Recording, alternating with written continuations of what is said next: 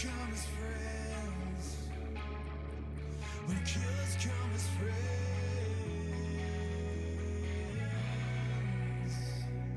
Who's gonna feed your guilty heart? Who's gonna be your murder number one? You could tear my world apart, but I'll always let you in. 'Cause killers come as friends.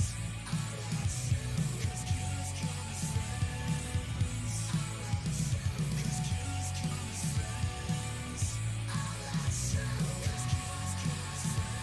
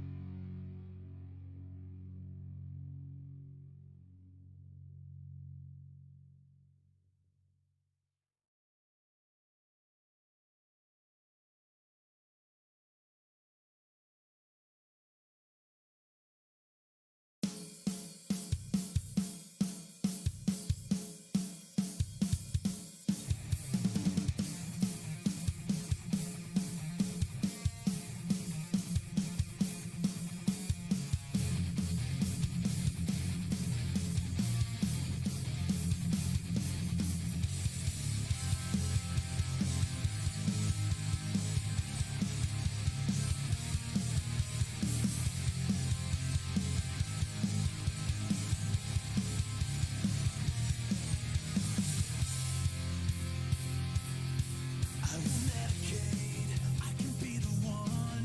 Never sleep again till we see the sun. Stare at yourself for hours in the mirror. No more telling lies, it's been said before. The makeup won't hide our lifetime scars. So let's get to all the things that we fear. Let's make this nightmare last forever. Stare deep inside the eye of a fever. You call my name. We always search for something more. You come to me. You use your weapon and blow my brains. It's your deepest fear, you're shaking again. Lock up all the doors, make me feel sin. Pour the windows, make sure no one's near. Open up your mind, bandage up your wrists. Don't put up a fight, you have a sickness. Say my name 3 times, I'll be right here. Let's make this nightmare last forever. Stare deep inside the eye of a fever. You call my name. We always search for something more. You come to me. You use your weapon and blow my brains.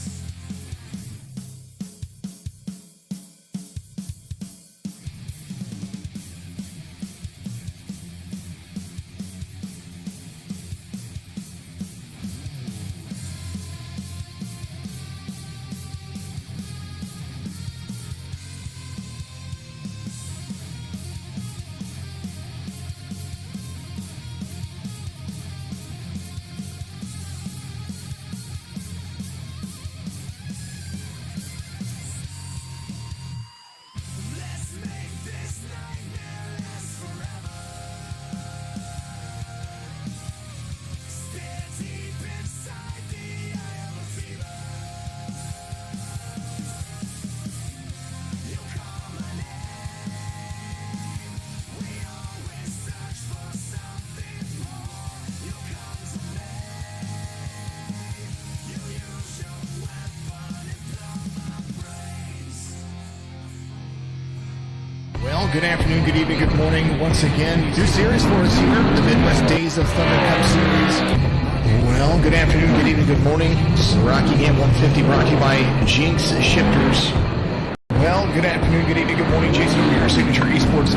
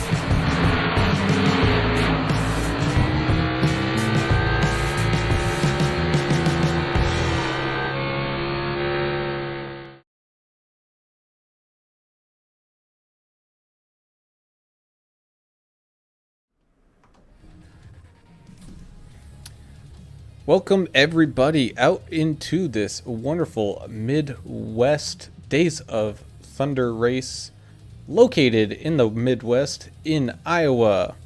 We are here for 200 laps in the severe weather country 175. I am your host Alan Brown, and I am joined in the booth by Mr. Alan English. How you doing, Alan? Looking at this track, it's a 7/8 mile. It's 200 laps. These guys are going to have to keep themselves from going bonkers, just going in a circle, the same circle over 200 times. 800 turns. So they're going to be pretty dizzy by the end of this one, but hopefully it'll be a good close race. This is a very unique track, even though it has the appearance of a 1.5-mile track. It's quite a bit smaller, and you raced a lot different, so looking forward to it. And for someone we hope doesn't get dizzy, down on pit road, we got Adam Turner down there. Man, you got to be careful with that cooler today. Don't be tripping over it. No, it's pretty tight down here. It's a small pit area, and that could come into play a little bit during this race. I was the home of the loose meat sandwich. I don't know if you guys knew that, and I'm sure they're serving it in the stands right now. Just going to sit back and try to enjoy this. These guys are pros. It's the highest rated drivers in this Midwest Days of Thunder series, so they shouldn't have a problem dealing with this, and it'll be interesting to watch in this severe weather country Expeditions 175. And as Alan English alluded to it right off the bat, this is a shorter track, 7/8 of a mile. So I don't know if you want to call this a short track or if you just want to call this a normal track. We'll call it the big short track right now. As we kind of look at today's weather, we have fantastic weather out there today, so the track conditions shouldn't be too terrible for these drivers. As we move down to the key of the race, which would be finding your marks. We heard from quite a few drivers that this track is kind of barren. Not a whole lot of points you can be looking at to guess where your line should be, and that might be a struggle for some of these drivers. A lot of these tracks have a lot of signage and stuff on the outside wall.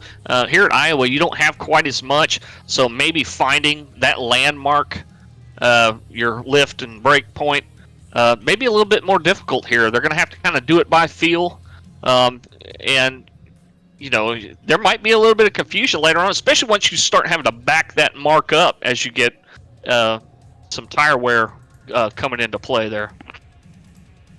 Yeah, they can't really see the cornfield from here, so they're just looking at that white wall, and it is going to become a little bit of a problem, I think, as it goes along into the race. But hey, these guys are driving. We're about almost, would you say, midway point through the regular season before the playoffs? Is that correct, Brown?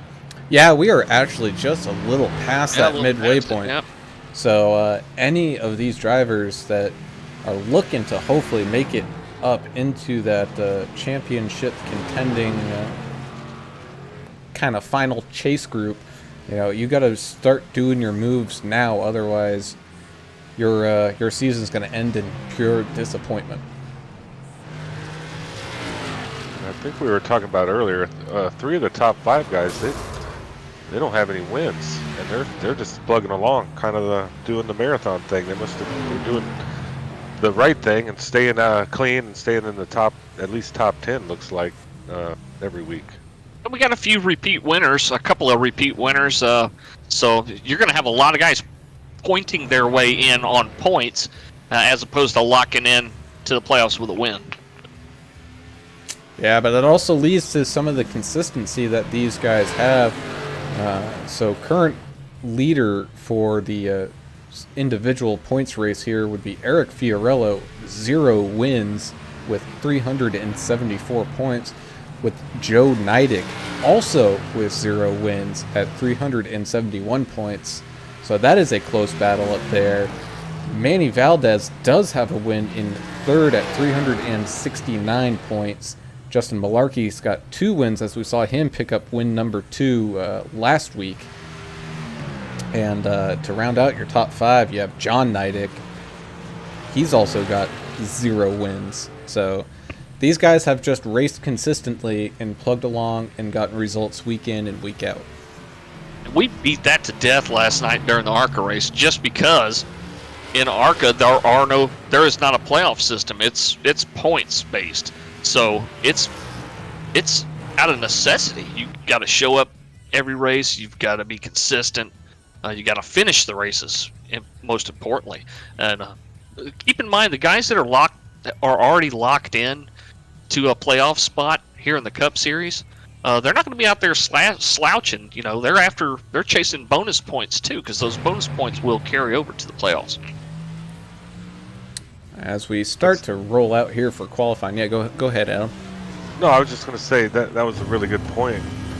These bonus points come into play, especially with this long season. This is a long, grueling season here in the top tier of the Midwest Days of Thunder series. So every point counts, and these guys know it. It's more of a professional style league. There's no fast repairs, so you're going to have to hold on to it, treat it good.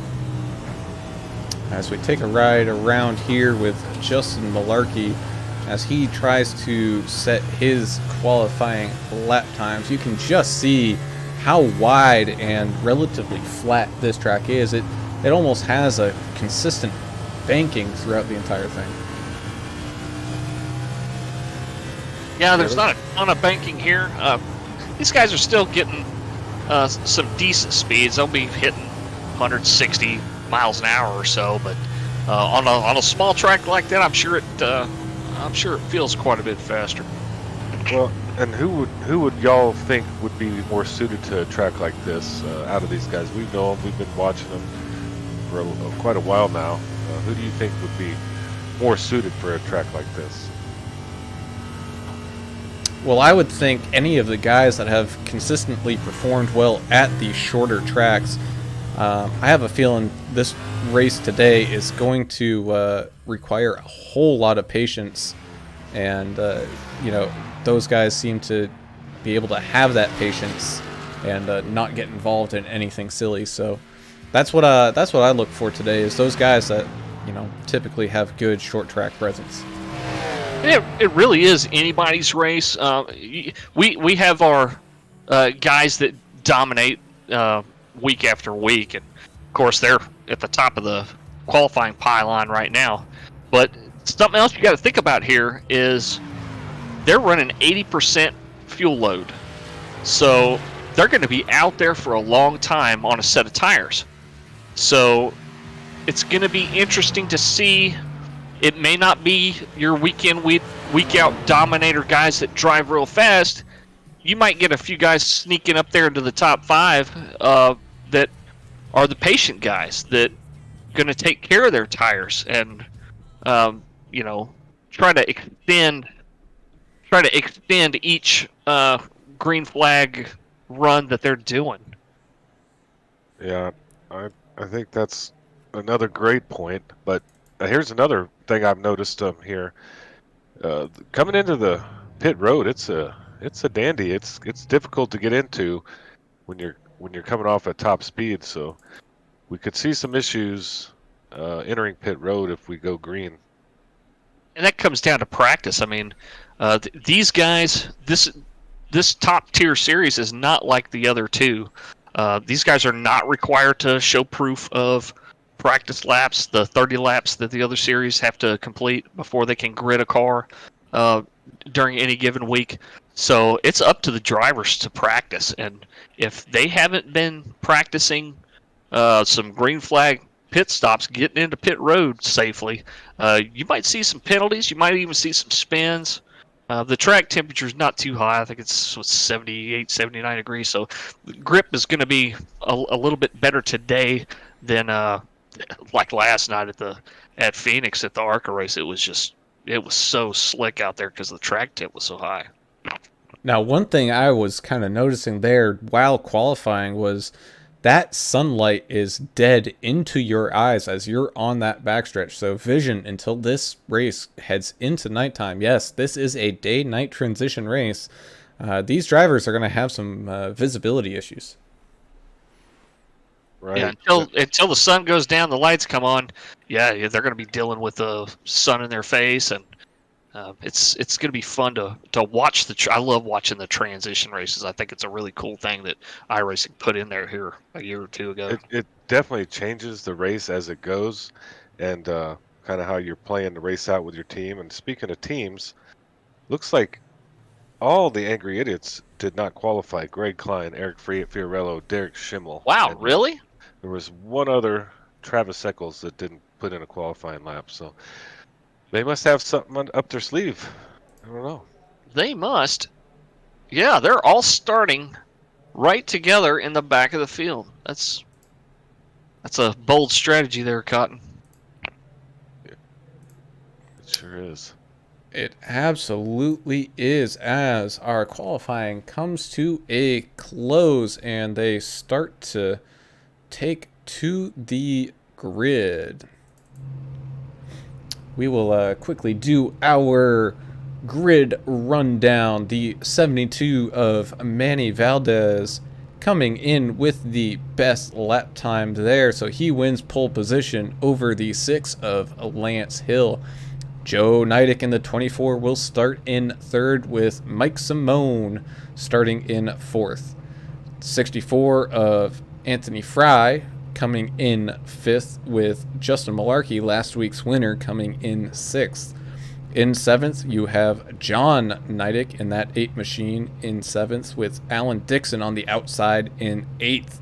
Taver Mowry is going to be starting us in ninth, and rounding out your top 10 would be Isaac Degner. 21 of Michael Pimpere is going to be starting in 11th today. Justin Barkley right beside him, the 22. The 21 and the 22 starting right next to each other at 11th and 12th. Matt Forens in the 10 car, the Rainier Beer car. He'll be starting in 13th place today. Michael Buckley in the 26 will be starting 14th. And the 70 car of Stephen McComas rounds out your top 15. 16th, we have Corey Wakefield, number 16, in the Hemlock Grove Campground.com car. 17th, Nikki Pete Van Sprundle, followed by an Angry Idiot, in 18th position, number 92, Greg Klein. 19th, we have Eric Fiorello in the Coca-Cola machine. 20th, the number 47 of Travis Eccles. And Nicholas Travis. Finally, the super Angry Idiot, number 96, Derek Schimmel, in 21st place.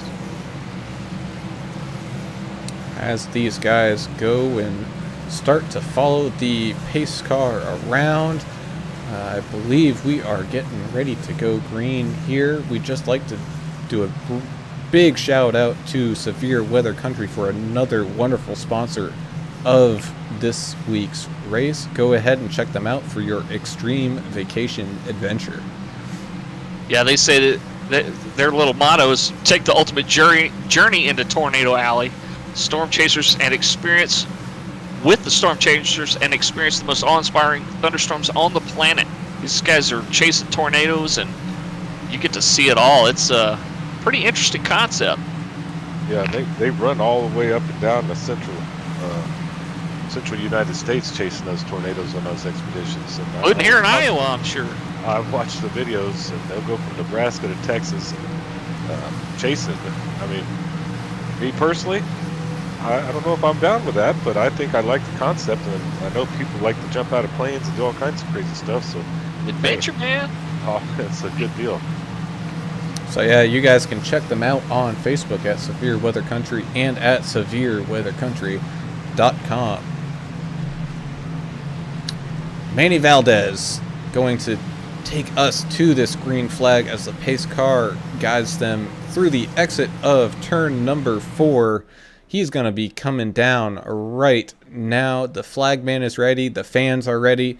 So let's go racing. Green flag is waving, and away they go. Lance Hill getting a nice jump there on Manny right off the restart down into turn 1, but Manny will take that inside line momentum and run right away with it. So they're single file now, but for third place, they're 2 wide behind them between Joe Nidick and Mike Simone, and Justin Malarkey and Anthony Frey are just behind them. Yeah, pretty good restart. Looked like the 64 of Tony Fry he looked like he didn't get quite the restart or quite the start that he wanted, but it looks like they've all recovered and they're starting to space out a little bit back here as the 31 goes way up by the wall and the 98 comes around in there. As we see a battle for the lead right off the bat, Lance Hill and Manny Valdez going at it 2 wide racing. It looks like Lance will take that position away. Awesome action early. Yeah, and then awesome action from the front to the back. These guys are fighting already and trying to see where they're going to end up here as it shuffles its way through. Learning this track kind of, and like we talked earlier, this track is changing constantly. It looks like we got a lot of shadows on the track at the moment. And he got a little bit loose there in front of the 5 car of Tabor Mowry. It looks like he held on to it. As Mike Simone starts to kind of add his name to the list of contenders up at the front, closing the gap on Manny, trying to take that second spot away from him without letting Lance Hill drive away either. Do you think starting on the inside hurt Manny? I mean, do you think that had anything to do with it?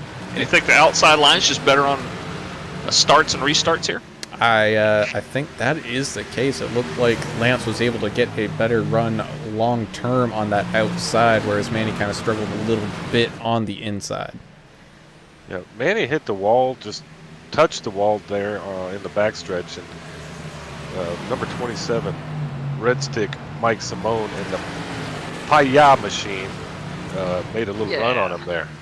And if you want to talk about that a little bit, English, that's kind of right up your alley. Oh man, I made a big old pot of homemade gumbo today. But yeah, if you're interested in some Cajun cooking, and I mean the guy's super simple to follow his recipes and stuff. He's got a YouTube channel, Cajun Ninja is the guy's handle.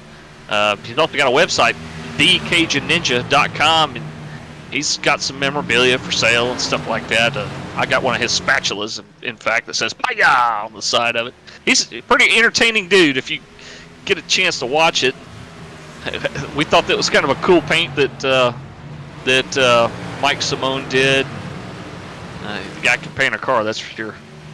As we see Lance and Manny continue to battle it out up at the front, they are slowly gapping 4th place with Mike Simone still hanging on in 3rd there.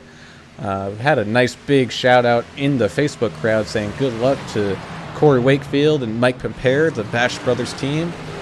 So feel free to shout out your favorite drivers there, guys, and go ahead and cheer them on as this race gets going, as we kind of see a nice little battle here for 8th between Isaac Degner and Tabor Mowry. Yeah, it's good to see Michelle on there on the Facebook page cheering her family on, so good luck, guys. Well, I noticed something already off the bat. The number 47 car, Travis Eccles, is driving the fastest chicken in the South machine, Clyde Torkel version. Yeah. I love that, but I've always said the fastest chicken in the South right now is Manny Valdez, as he's setting Absolutely. second place in that Zaxby's machine. And as we alluded to a little bit earlier, this track is a fairly wide track, but it looks like they all are trying to kind of run about the same line. Do you think it's just a case of follow the leader, or do they have they not had time to experiment with different lines quite yet? I don't think so. I've seen Greg Klein and Isaac Degner kind of testing out that low line a little bit, trying to get their nose under somebody's quarter panel, just kind of testing the waters. Pim Perry, he's another one. He ran a low line here a few minutes ago. A couple of guys are trying to take that lower line, and looks like some of them are making pay off. Well, You I'm talked looking about at how Nate. wide this feels, but when these guys are coming off a 2 and coming off a 4, and they're pushing up towards that wall, I bet they're wishing it was a little bit wider. What do you think, Adam? Yeah, I think so. And I was watching the number 98 car, Isaac Degner. He's making his moves up to the front. He just passed Anthony Fry in that 64 machine. So he's got a plan. See if he can stick to it. As we still are battling up at the front, Lance still currently hanging on to it, but Manny is not letting him go easily, currently sitting on his inside, and Mike Simone is sitting there nice and patient, waiting to pick up what pieces are left over. Yeah, talk about patient. Alan Dixon started in 8th place. He's currently 11th. He's not in a hurry. He's biding his time. He's already locked in with a win, I believe. So he's just kind of making some laps and trying to stay out of trouble here, which is a smart way to do it. Well, if I'm in the Cajun Ninja car as Mike Simone, I'm just watching this in front of me and letting them go, because Manny Valdez and Lance Hill are going to fight tooth and nail because they want to be in first place no matter what. It doesn't matter what lap they're on. That's kind of their thing. So he just needs to step back, and maybe they can wear each other out, and he can make a move at some point. As we kind of look at the pack for, essentially 7th all the way through 13th, they're all right there fighting to get the best position out of this run that they can, because it looks like we're going to have a nice long green flag run. Yeah, that's a really good battle to watch right there, what you're talking about. They're going too wide here a little bit as Anthony Fries looks like passed by Tabor Mowry in the number 5 Busch Latte car. Yeah, he kind of came up behind the 98 there and didn't really have anywhere to go. So he lost a little momentum there, the 5 did. But it looks like he's going to keep everybody safe around him there. I'm watching this from kind of above, and everybody has little different breaking points here, and nobody knows where their breaking points are, it looks like, because like we talked earlier, it's kind of hard to see any landmark or anything here.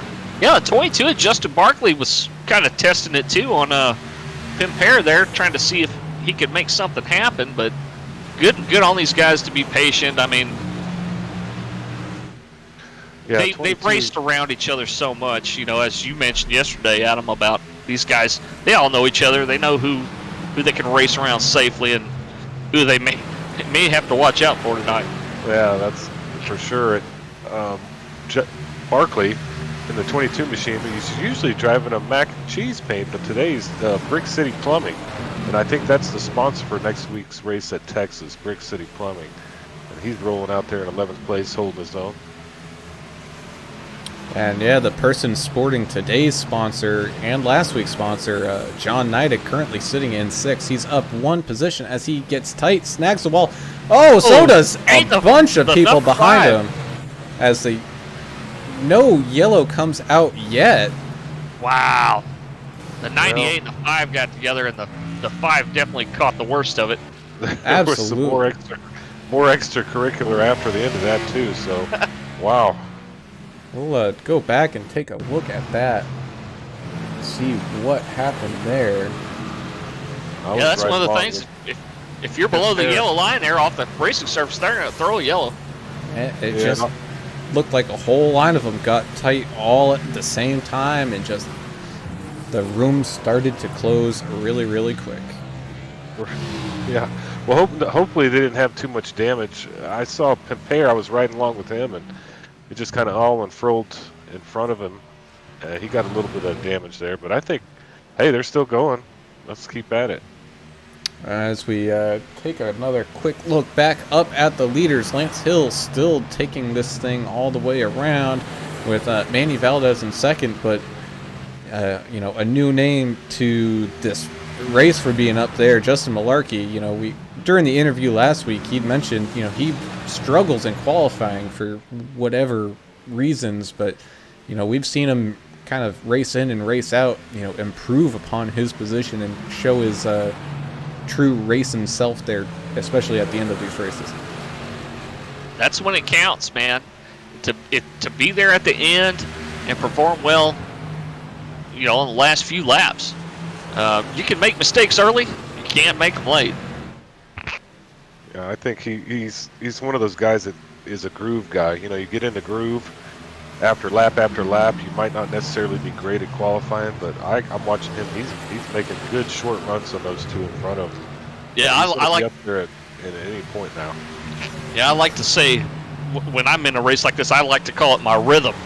You get in a particular rhythm, and you just kind of, especially on a long green flag stretch, and you're just, it's just like stomping your foot during a song, man. You know right where you need to be with letting off the brake or letting off the accelerator, and when to give it a little brakes, and you just fall into that rhythm. As we see, one of the angry idiots now up 9 spots, Eric Fiorello. He's now in the top 10, looking to take Alan Dixon low to take away that 9th spot. Wow, and he started in the back with the other angry idiots cars. Yeah. His plan right now is working. He avoided that little incident earlier, and it looks like he's got a pretty good car. But what is our fuel window here, guys? What do you guys think we're going to be looking at for pitting? After talking to a couple of the guys, Eric Fiorello was one of them. He seemed to think that we could do close to 85 laps. I think that, especially on a long run like this, I don't know. Oh, the 10 goes around with the 70. Yellows out this time. Stephen McComas and Matt Forms getting together. We saw them kind of almost 3 wide there for a minute, and big time damage on Matt Forms' car. Yeah, the 10 is destroyed. No fast repairs here today, so we're going to see if he can't get that thing all fixed up and back out, but that is unfortunate. Well, and like you said, it was almost 3 wide racing right there, and somebody had an incident, and it just went haywire. See if we can't see what actually caused. It's like the 70 just got loose. You know what? I think the 98 came up and got the 70 loose. And Pimpere smashed into the 10 because he had nowhere to go to. Yeah, and it looks. Oh man. Yeah, it looks like the 70 had a little bit of help. One car was coming down, one was coming up. It looked like a racing incident there. Yeah, between the 70 and the 98. Everybody's down here with me on pit road, like we had talked about. I guess we're not gonna have to worry about that fuel window. They're not getting yet. tires. They're wanting tires. I'm pretty sure by now. Yeah, Man, but what a tough break. a interesting thing to note. We'll see how people play off of this pit road here as Manny beats Lance Hill out of the gate with Justin Malarkey in 3rd. So that's the key of being able to just gas it with that better pit stall right there at the front. So Manny taking the lead back over Lance. Like the 16 barely dodged that wreck. He's probably adding a change of drawers to his pit list of things to service. Yeah, and it does get a little hairy out there. You're fully immersed. Some of these guys are driving with a virtual reality set, and I know y'all can probably speak from experience. That can wear you out and make you sick and all kinds of stuff. I mean, it's especially if a long race like we run here in Cup, it's got to be miserable having that headset on. I mean, start to get sweaty, and if you don't have a fan pointed right at your head, it kind of help keep your head cool. It's it's heavy, it's hot in there. It definitely wears down on you a little bit. I don't think we have too many guys running in VR, but there's definitely a couple I know. I think Pete Van Sprundle, I think, is one of the guys that runs in VR. But yeah, so with pitting now here on lap 30, we are essentially one pit stop away from being able to complete this race, depending on how the runs go. Yeah, we kind of saw it there, just a long run, and kind of everything was just status quo, but, I say it all the time, and I don't want to beat it to death, but tire wear does come into factor at some point in this race, and when you're trying to push it to the max, and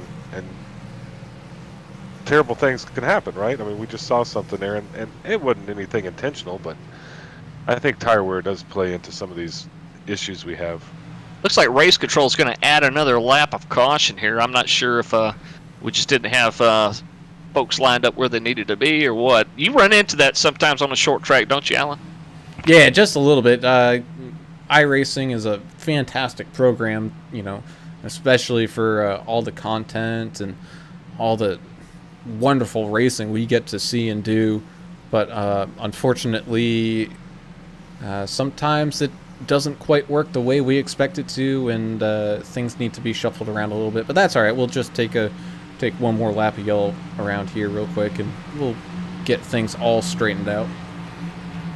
Your predictions for the restart? Do you think Lance Hill's going to do the same thing he did last time to Manny, starting in that outside lane and coming around, or? I would say let's not be surprised at anything at this point. I mean, we did see Lance. Lance and Manny were definitely two of the faster cars up there, but you also got to look. Justin Malarkey's now not fighting through traffic, so we'll see if he can't throw his name into the mix as well. As the lights on the pace car are now off as they go down the backstretch here at the Iowa Speedway. Just 2 more turns away from going back to the green flag. Yeah, I think 72 in the 6th car, we're going to have a little bit of fighting here to see who can get into the lead, so this should be fun. Pace car making that dive down pit lane. Manny, your leader, with Lance Hill on the outside. Green flags waving, and away they go. Looks like Lance and Manny even all the way down into turn number 1. Manny on that inside line is going to get that little bit of a gap, but I think Lance is going to have a run coming off of the corner as we are super close racing right behind him. Yeah, you got 2 angry idiots side by side back here, the 92 and the 25, right in front of the 16 car. They may work together a little bit better here, maybe once they get clear of some of these other cars. Yeah, good to see that 16 of Corey Wakefield kind of getting back up there. It looked like on that longer run he was definitely struggling as they have a big checkup. Wow. Yeah, had a little issue there, but those angry idiots are the top movers and shakers right now. 10 up spots forward for Eric Fiorello, 8 for Greg Klein, and 9 for Derek Schimmel. Schimmel running the 96 Hooters car. They all started in the back there together, and they're all moving up together. They're trying to stay together as much as possible, but it looks like 26 is right in front of Derek here. He's probably hoping he can get around him to get up there with his teammates. Yep, Michael Buckley. He's kind of sandwiched in between the angry idiots. I don't know if that's a good place to be or not. Eric looked low there, but he just couldn't make it happen. Lost a lot of momentum there. Yeah, Justin Malarkey on that restart did not do very well. He has lost position to Joe Neidig, with Mike Simone now breathing down his neck. So it looks like he might move back another spot. Not quite yet.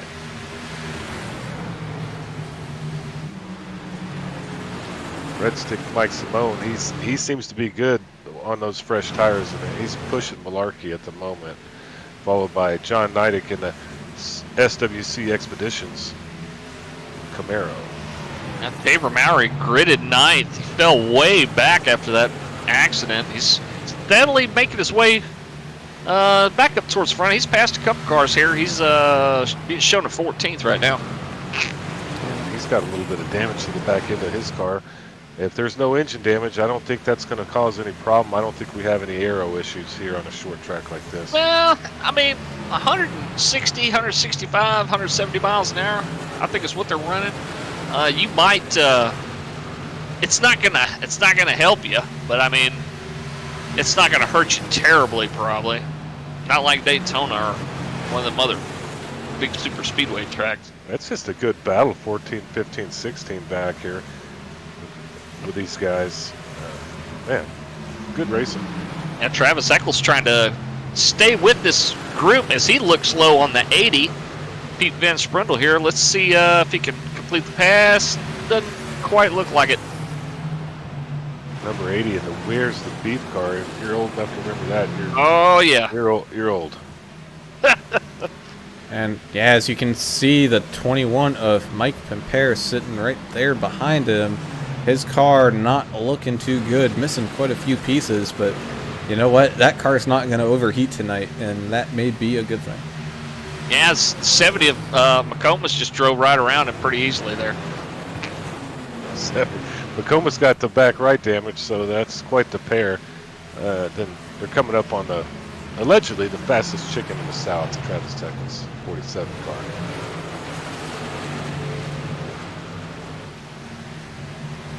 Texas Travis Eccles started 20th. He's at 17th right now. Solid so far, up 3 spots. But we're just getting started here. Yeah, we're not even a quarter of the way through this race quite yet. Really not much action going on up at the front right now. Looks like everything is somewhat spaced out pretty well. So all of the action is happening back here in the kind of like 10th through 14th spot. Yeah, Isaac Degner in the 98 Golf car. He's making some good runs. He's got some damage, but he's fighting for every little piece of territory out here on the track, and nobody's giving him any slack. So it's been fun to watch this little battle here. You could almost say this is almost like a home track, I guess, for a few of these guys. I know that Greg Klein's from the plains of the U.S. He lives up around Tulsa. I believe he's from Owasso, so he's still a good way. He's a couple states away from Iowa, but I don't think that's anywhere near home, but we call it his it's home probably track. the closest one, though. Well, no, you have Kansas. You could. That's probably his home track, I would imagine. Yeah. Well, I'm talking about drivers in this race. I mean, I don't think anybody lives anywhere close to Iowa. You got the Idaho clan, but they're a good drive from them, I believe. Well, that's the thing. We have drivers in here from coast to coast. We got Maine to Spain. I mean, this is where we're at. Matt Forns, I'm watching him. He's missing quite a bit of equipment. Yeah. He's still running around though, so good on him. Yeah, he's definitely not carrying as much weight as he did when he started this race. No back end. No, but you know, that's also a good thing to see because you never know what could happen at the end of this race. Him just putting along, trying to stay on that lead lap as long as he can. You know, that if cars wreck out, those are free positions for him. That's exactly right. We don't have quitters around here. But yeah, if we get a DNF or two, and it's entirely possible, even if as much green flag racing as we got, a little bit of damage can really affect you, and it can take you out if you overheat and blow the motor or something. So no fast repairs here. So yeah, good on Matt Fornes to stay out there with it and maybe make up a position or two. Then you have that packets thing they keep talking about where there's a computer issue and somebody could get booted. So that's why you stay out there. We've seen that before here as well.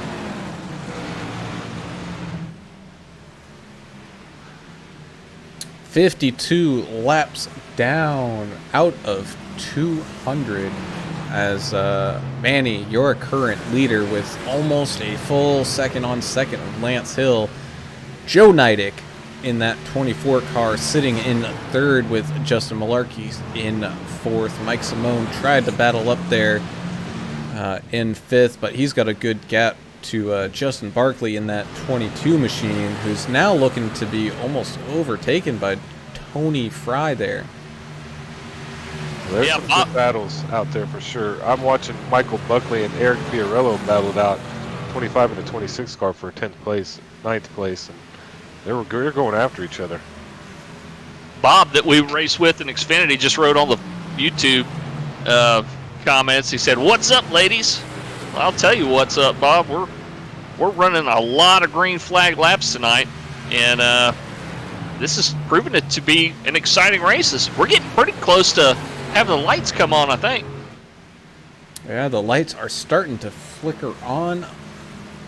So, you know, that sun now doesn't play as big of a key, but these guys are now starting to deal with I don't want to say a drastic change in how the track is going to be acting, but, you know, I think we're going to see some even faster cars out there as we come late into this race. Yeah, well, they're just going to keep turning them and earning them. That's what they have to do. And let's just let it rip. We have another 145 laps to go, so I'm going to settle in and give me one of those pork tenderloin sandwiches they make up here.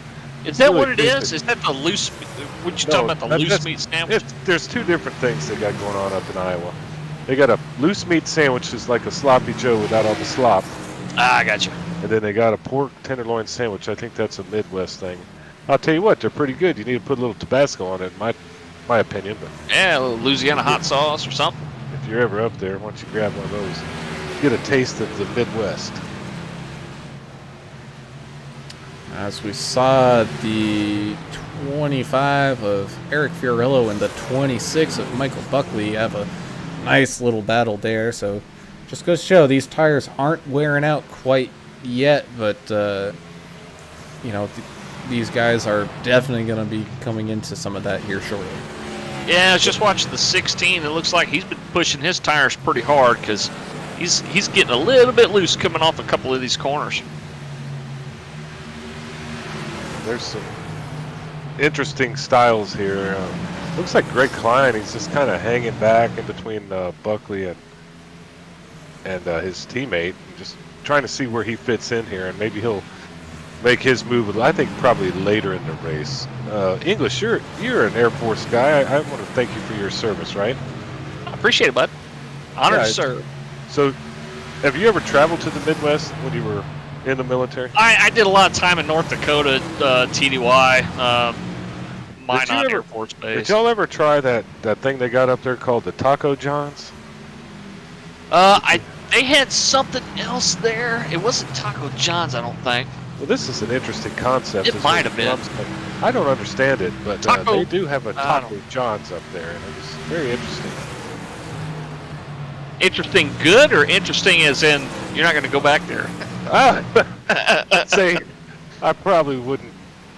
It wouldn't be my first option, but it was an interesting take on a local Taco Bell type of place. Oh, I spent all my per diem downtown Minot, North Dakota. There's a pub down there, an Irish pub. I can't remember the name of it off the top of my head. It got flooded real bad when the Mouse River flooded here a few years ago, but they redid it and opened back up, and that says a lot for the spirit of people of the Central Plains. They're tough folks. They're going to recover no matter what happens. I mean, I was watching the Weather Channel the other day. They were talking about the bad windstorm they had last year that knocked over a bunch of corn. I can't remember what the phenomenon they call it, but yeah, definitely some interesting weather. But yeah, they're tough. They came back from it. As we kind of saw there, the 96 of Derek Schimmel, he is starting to get out of that groove. We'll see if he can't battle back, but I think that might be your first sign of some real danger in the tires here. Yeah, he's lost 2 positions in the last 3 or 4 laps, so Derek's And, begging for tires right now. I guarantee How- he's screaming for 'em. How mad do you think he is at this moment? I'm gonna guess he's pretty Derek mad. Schimmel? Yeah. He's Angry no Idiots comment. Racing owner, and it's called Angry Idiots for a reason. True. But he's out Trying there. to be diplomatic here. Looks like he's following the groove now, and he's kind of settled back in. As we kind of see here, Mike Compare, one of the first takers down pit road. Don't know if he decided, you know what, I'm just going to get some of this more damage fixed up and whatnot, because as of right now, we're not really having too much of an issue. No cautions to really get anything fixed, but also Corey Wakefield's moving backwards, not the way you want to see him moving tonight. Yeah, Michael Compare's down here. He's getting some stuff fixed. He had some pretty good damage, sheet metal damage, so I think he's trying to iron it all out. Yeah, he had a little nose-to-nose contact with Forns' machine, I believe, on that caution that he just couldn't avoid them. And yeah, he had a little front-end damage, but hopefully they get some of it fixed so he can get out there and click off some laps. He's down 10 positions from 11th. He's in 21st. He's still in the pits, and that's kind of a shame for him. He's going to have having one of those bad days. And don't look now, we have a battle for the 4th position. Justin Barkley trying to make a move on the inside of Joe Nidick, and it looks like he will get it completed with not too much of a fuss. Oh no, as Joe goes sliding up into the wall, manages to hang on to it, but now he's got a little bit of some that right side damage definitely showing. These guys, they're driving very, very well. I mean, they know how to hold it. He got a little loose, and he kept it from killing everyone else, and he's coming down into pit road right now. Probably get some of that fixed. Damn, that sucks for the 24. Yeah, I mean, we are still about 30 laps away from that pit window that we were talking about earlier. So I don't know if this is a strategy thing, but that's almost forcing them to have at least one more pit stop. Yeah, the 98, I'm watching him right now with Eccles on the outside of him. He's trying to pull up again to Tabor Mowry in the 5. As you recall, back earlier in the race, they got together. But the 98, he's fighting a loose condition right now. He's a little bit faster than a couple of these cars, but that tire wear is taking its toll. Yeah, and I'm riding with you, and man, he's kind of just trying to figure it out. I'm not sure what his plan is here, but it's making for an interesting run back here at 12 through 14. Yeah, it looks like most of the guys pitted on lap 30 here, so they've got quite a few laps on these tires, a lot more than they did when we had that first caution. Oh no, as we see the 47 get loose and tag the wall again. We saw him kind of give it a light tap. Now he's going very deep into turn number 3 and drifting up wide into Isaac Degner's path. No contact, but I'm sure Isaac's telling that guy, hey, let's get it under control here, buddy. Yeah, so these guys have what, about 43, 44 laps on these tires, and this is what we're starting to see. Just a little bit of movement up and down the track with the speeds that they're running right now. Check out the Italian Stallion, the 25 of Eric Fiorello. Started 19th. He's in 8th place. I think he's our hard charger guy so far, up 11 spots. I'm sorry. Am I reading that right? Yeah, you're Yep. good. I check my math. No, you're good. You're not good at math, but you're good on that one. As I'm watching Anthony Fry in the 7 car, he's starting to make a little move there as well on Red Stick Mike Simone, but Red Stick pulls out there in turn number 3. Yeah, Fiorello and Klein sticking together. They've been with each other since the beginning. So the 98 gets into the back of the 80 there in the quarter panel. I don't know. We may have a little trouble brewing here back back here about 14th and 13th place. Well, I sure hope so. Sneaky Pete Van Sprundle.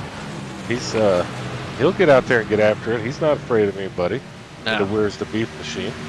Oh, and we saw some exchange of words between Van Sprundle and Pimpere because they had an issue last week, and that's been almost a recurring theme with some of these guys. So we'll have to take a look. They are not teammates, and they are all racing for the kind of same end goal for their teams and for themselves. So we'll stay apprised of that as this race goes on. But as short track racing goes, tempers can flare, even though this is a larger track. We might be starting to see some of that.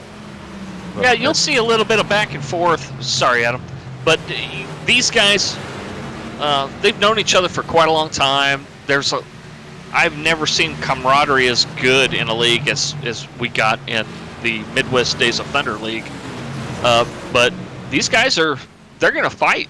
And there are going to be arguments. There's going to be tempers flaring. But at the end of the day, once, tempers kind of calm down, everything kind of cools off, most of these guys are friends. They're going to stay friends. Well, I'm sitting here in the beat laboratory, and I want to see a fight. That's what I want to see. And they're fighting right here from 10th, 11th, 12th, and Michael Pimpere is jumping up in there. I know he's a lap down or so, several laps down, but he's still trying to run up there. And let's do some fireworks, man. And you know what? That also just shows the difference in tires. Mike Pimpere not having the best of race cars, but just due to the fresher tires, he is able to kind of sneak up on these guys and keep a decent pace going.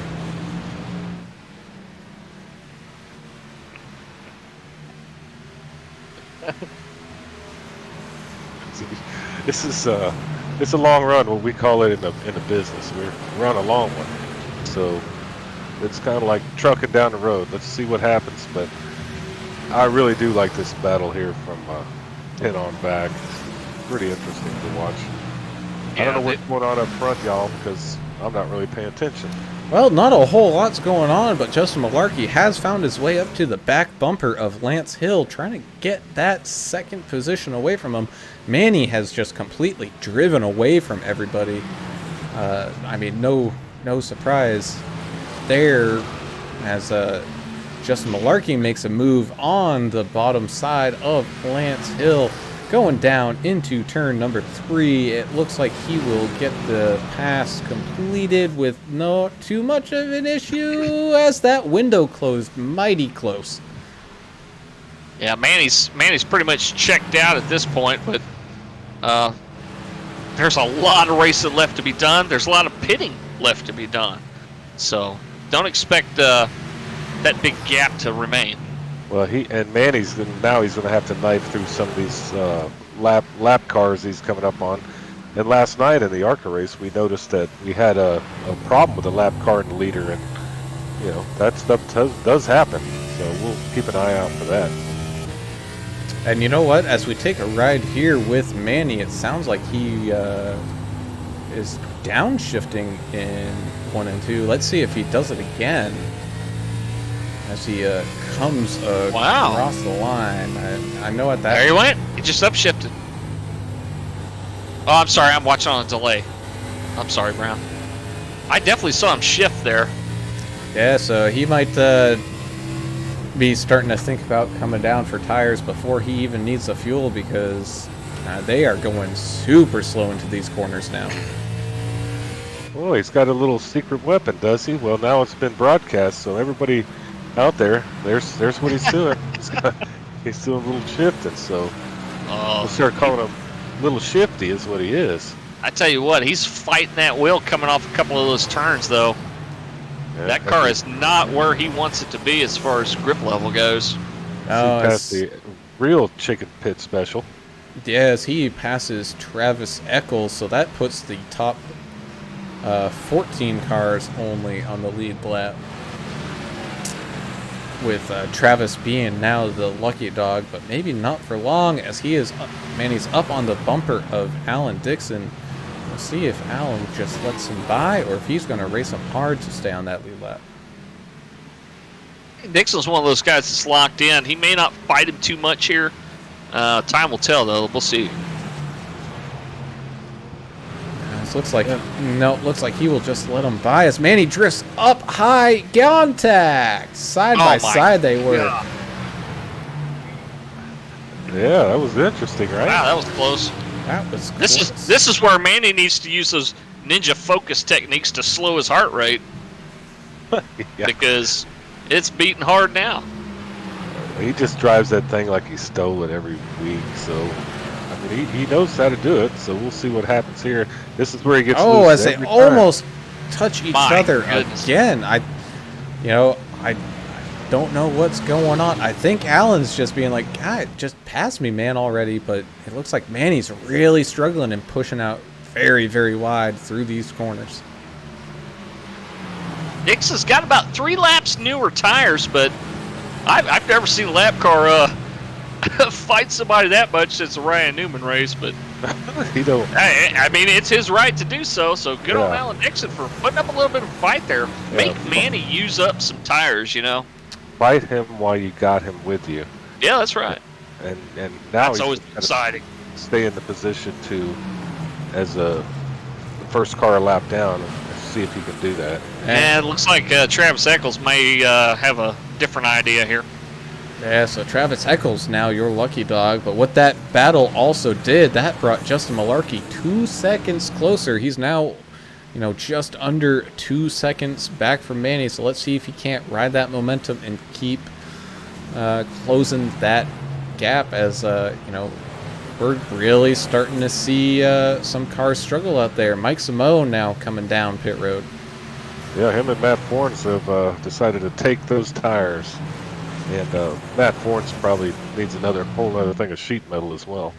And I think I overheard somebody saying that the crew on the 27 cars, when they change the tires, when they're hitting the lugs, they're supposed to go paya, paya, paya, paya when they're hitting the lugs with the gun.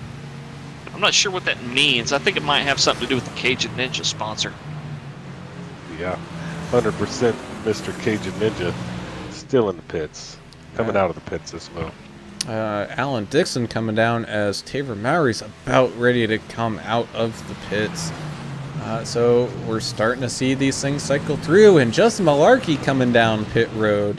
So with Alan Dixon right there on his bumper. So we'll see how this pit strategy cycles around, but looks like he's trying to do the short pit strategy with Manny now coming down pit road. The 92 of Greg Klein just made a hell of a pass on the sponsor-driven car, the 8 car of John Neidig there. Sorry about Good that, pass. but Lance, Go ahead. Lance Hill coming in very hot down into pit road, almost getting into those barrels that kind of help protect where that wall starts. So good save by him, no. but man, that was If that you was have close. to pit under green for a penalty here, if he was speeding, it's gonna be bad for him. As Tony Fry looks like he's gonna come in for some new rubber too and some fuel. As Manny leaves pit lane and Lance leaving. That was a quick pit stop from Lance. You think that was a full service? I believe it was by the look of it. Well, I'm watching Isaac Degner and Travis Eccles battle back here, and they've run into each other a couple times, so they're getting after it, getting racy. As our current leader is now Eric Fiorello because he has not cycled through yet. Greg Klein did get a lap led there, so he will get a bonus point. Eric Fiorello now getting a bonus point. Yeah, Eric and him had that worked out, I think, because Eric just called on the radio, said he's about to duck into the pits too. So looks like another planned strategy by a couple of the Angry Idiots guys here who are trying to stick together as much as they can. So that puts Travis Eccles now onto the lead, up 19 spots. Again, he hasn't pitted quite yet, so he will be cycled back through. But Isaac Degner is sitting right there on his back bumper, looking to make a pass before these pit stops commence. But the freight train is coming. It's time for those guys to pit, but they're probably trying to get a lap led in and an extra bonus point. And you guys watching on the stream, let us know. What do you think? What are your predictions for this? Who do you see sitting on top here as Joe Canadian chimes in on the YouTube channel saying, "Go Nidec Racing." Wow. The Ohio boys have taken over Canada. That's kind of crazy, but we're halfway through this, aren't we, That's guys? probably Joe Archer, I imagine. I think that's it might be Joe Archer on there on YouTube. I don't know what his handle is, but Canadian Joe. That seems about right. Probably him. He made a huge Yeah. move across the whole country of Canada, so wishing him well. Hope he's going to be back racing with us soon. I know he's missing it, that's for sure. As we are, like you said, just past halfway, but quickly doing the math, unless you know how to save about 15 laps of fuel on this final run, you will need one more pit stop at the very least. So it'll be interesting to see how this thing comes down, but it looks like Anthony Fry had an issue coming down pit road. Well, he's having a couple issues right now as well. You better watch out for Lance Hill, too. Lance Hill just went around a couple cars like they were standing still on them newer tires.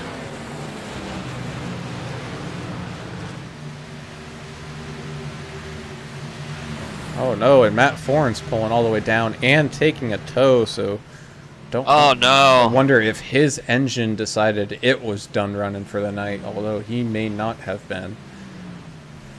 He's only been showing us 5 laps down.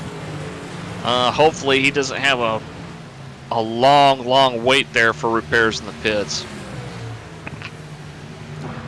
But no, I will say I do kind of like this play that Travis Eccles is doing right now. He is out there running as long as he can, trying to make this next pit stop that he makes the final one. However, he is losing a ton of time as, you know, Manny is 0.3, 0.2, 0.1. He is on that bumper and passing him on the outside. Wow. Three wide up there. Greg's stuck in the middle there saying, man, guys play nice. Guys play nice. Isaac Degner was on the same strategy, and he's coming in right now, y'all. Last lap for him, last pit for him was his 30th. Good eye, man. Thanks for looking at that, because yeah, I don't see how much longer Travis can stay out here. I mean, he's going to be losing several seconds a lap, and these aren't long laps, so several seconds, that's an eternity. Yeah, Manny is now pulled away by 2.5, 2.6. So, you know, like I said, it's a gutsy call, but nonetheless, he's trying to make it work. As now Justin Malarkey tries to make a move on him to catch up to Lance Hill. Justin Malarkey with a great pit stop there, by the way, guys. It might not have been a great pit time, but he did close the gap up to Lance Hill by quite a bit.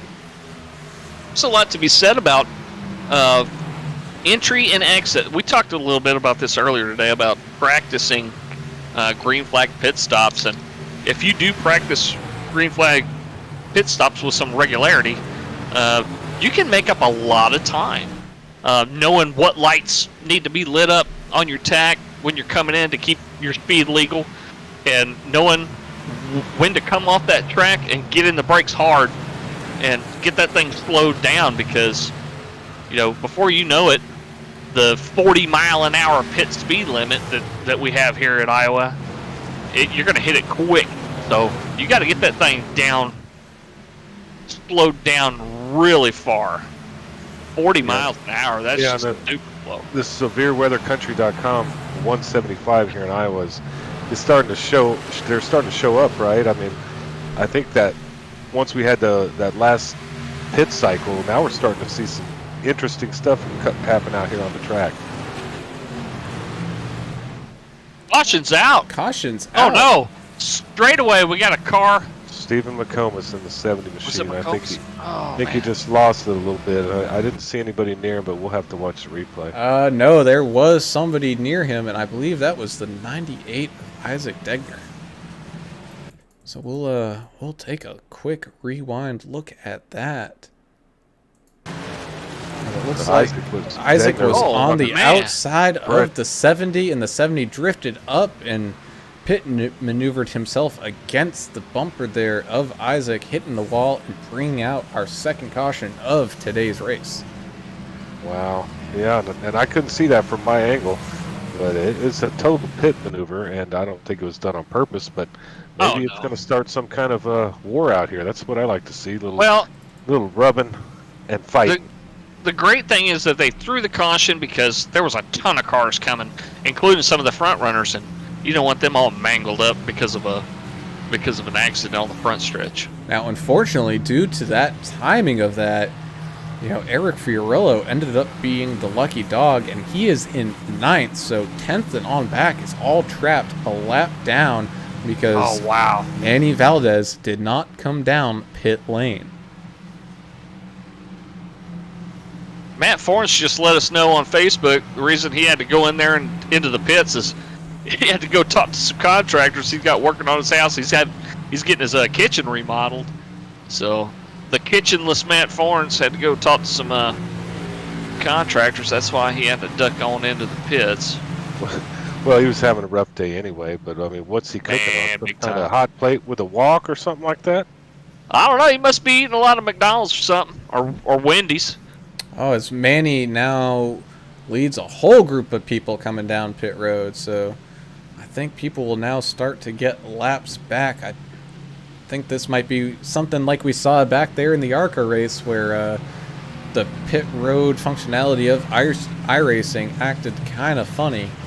We may get a little bit of protest here. The 70 of Steve McComas drove through every pit box down pit road. I'm sure the admins aren't liking that too much. Yeah, that's a big no-no down here on pit road and Midwest Days of Thunder series. You can't just drive straight down every pit box. That's frowned upon. So, interesting tactic from Manny there. He ended up pitting with all of those lap cars. So, that's going to give Lance Hill the position and the lead as of right now, with Justin Malarkey sitting in 2nd. You also got John Neidick in the severe weather country number 8 sitting in 3rd, with Justin Barkley sitting in 4th. Mike Simone is in 5th with Travis Eccles in 6th. Manny is now dropped down to 7th due to that interesting pit strategy call, with Joe Neidick in 8th. Eric Fiorillo, your lucky dog that time, is currently in 9th with Isaac Degner rounding out your top 10. Good to see that number 8 car with the title, the race title sponsor on that number 8 machine up so far in the running order. Good luck to him. Oh, Matt Forns clarified on Facebook. He said he's been doing a lot of DoorDash here lately. Okay, well, I'd rather see him using a walk up there in Washington on a hot plate. You know, that can work now in a pinch. Yeah, and Joe Archer just confirmed on the YouTube stream. He said, yeah, this is Joe Archer. He said, I'm missing all this like crazy. He said the move went good, really long. Moving truck still hadn't showed up to their place with all their stuff in it. So he's still waiting on a sim rig to get where he moved to. So it'll be Well, good to have Joe back. I hope they're not getting taxed out on the highway like they like to do in Canada. So hopefully it'll get there safe and sound without the tax. Well, he's there. He's just waiting on his truck of stuff to show up. Right, it's probably the tax man's got a hold of it. That's what Oh, I'm okay, worried I about. see what you're saying. I'm Yeah, a little That slow tax- today. they'll tax you on anything up there. Sheriff of Nottingham waiting for him. Yeah, for sure. As the lights on the pace car turn off, it looks like we will be going green this time, unless the admins decide, maybe let's throw one more caution just to get everyone all figured out. But it looks like that will not be the case. Lance Hill, your leader, with Justin Malarkey starting on his outside, getting ready to go back to green flag racing. Pace car coming down pit road. And away we go with 84 laps remaining of this 200 lap SWC 175 down through turns number 1. Lance Hill getting a nice run on that bottom line as we saw the 47 of Travis Eccles there get super freight trained heading back through that pack. Look at 72 moving. He started 7th, and he's already going around, folks. As he's now working on John Neidick, getting that position completed down on the inside, but John's got the outside run. Manny closing the door on him. Down into turn number 3. Okay. I'm all for aggressive racing, but Manny, come on, man. Yeah, that was a little much, and I think There's 80 laps to go. Justin Barkley in the 22 Brick City Plumbing Machine kind of let him know how he felt about it. I think he pushed him up into the wall a little bit. All's good right now, but we'll look for some more fireworks here. If we get a little more blocking and stuff going on, we'll have to monitor the radio traffic a little bit because we might get a little bit of it. Lance Hill managing to keep the lead away from Justin Malarkey, but he is right there with Manny lurking right behind him, and John maybe saying, you know what, Manny's driving like a crazy man. There's going to be a wreck here. I'm going to get some free spots maybe. Yeah, and that's what we were talking about earlier. I mean, I don't know if he knows the word chill. Just chill for a minute. Let's let this thing shake out. We still have a long way to go. You don't have to, drive it like you stole it every single lap. And thanks, Joe Canadian on YouTube. We appreciate the compliment. We have a blast doing it. We're hoping to get better every week at it. So thanks for the support, man. Thanks for the graphic design support that you give Midwest Days of Thunder. We all appreciate it. It looked like Matt Forns again having maybe to jump out of that rig. He jumped to the pits again. So that's going to unfortunately put him even more laps down. He's starting to kind of run out of laps to, if something happens, to make any gains. Well, his fried chicken probably arrived, so he's going to have to go pick that up. So that's more important than this, I imagine. And talk about fried chicken. Manny Valdez in that 72 Zaxby's car, starting to work on Lance Hill, trying to fight him up the inside, not quite being able to get it done there. But we're definitely seeing some action up at the front here. You're getting the Segway stuff down, man. That was perfect. Yeah, between first and fifth place, less than a second. So it's still tight, even though we're this far into a green flag run. Yeah, Barkley's holding his own here, and I'm enjoying watching him. I'm just kind of riding along with him. And he's making some good long runs, catching them and slowing down a little bit. But, hey, he's going to be there at the end if he can just keep that thing straight and not get run over by Manny or something like that. Isaac Degner, the car on the lead lap that has the oldest tires, he pitted back on lap 105. He's got one less pit stop than everybody else, so we'll see how that goes. I don't think he'll have to worry about getting lapped anytime soon, but we'll see. Isaac Degner in that 98 fighting to stay on that lead lap. And if you look at it, 1 through 12, they're really kind of they're working on each other out here, and it's looking real good, real racy. So I think it's go time with 75 to go, short lap. So yeah, but you also got to remember now, the 47 of Travis Eccles, he's sitting in 10th, but he is still the last car on the lead lap. So anything that happens behind him, it really doesn't matter too much to him. He can just let cars by if he wants.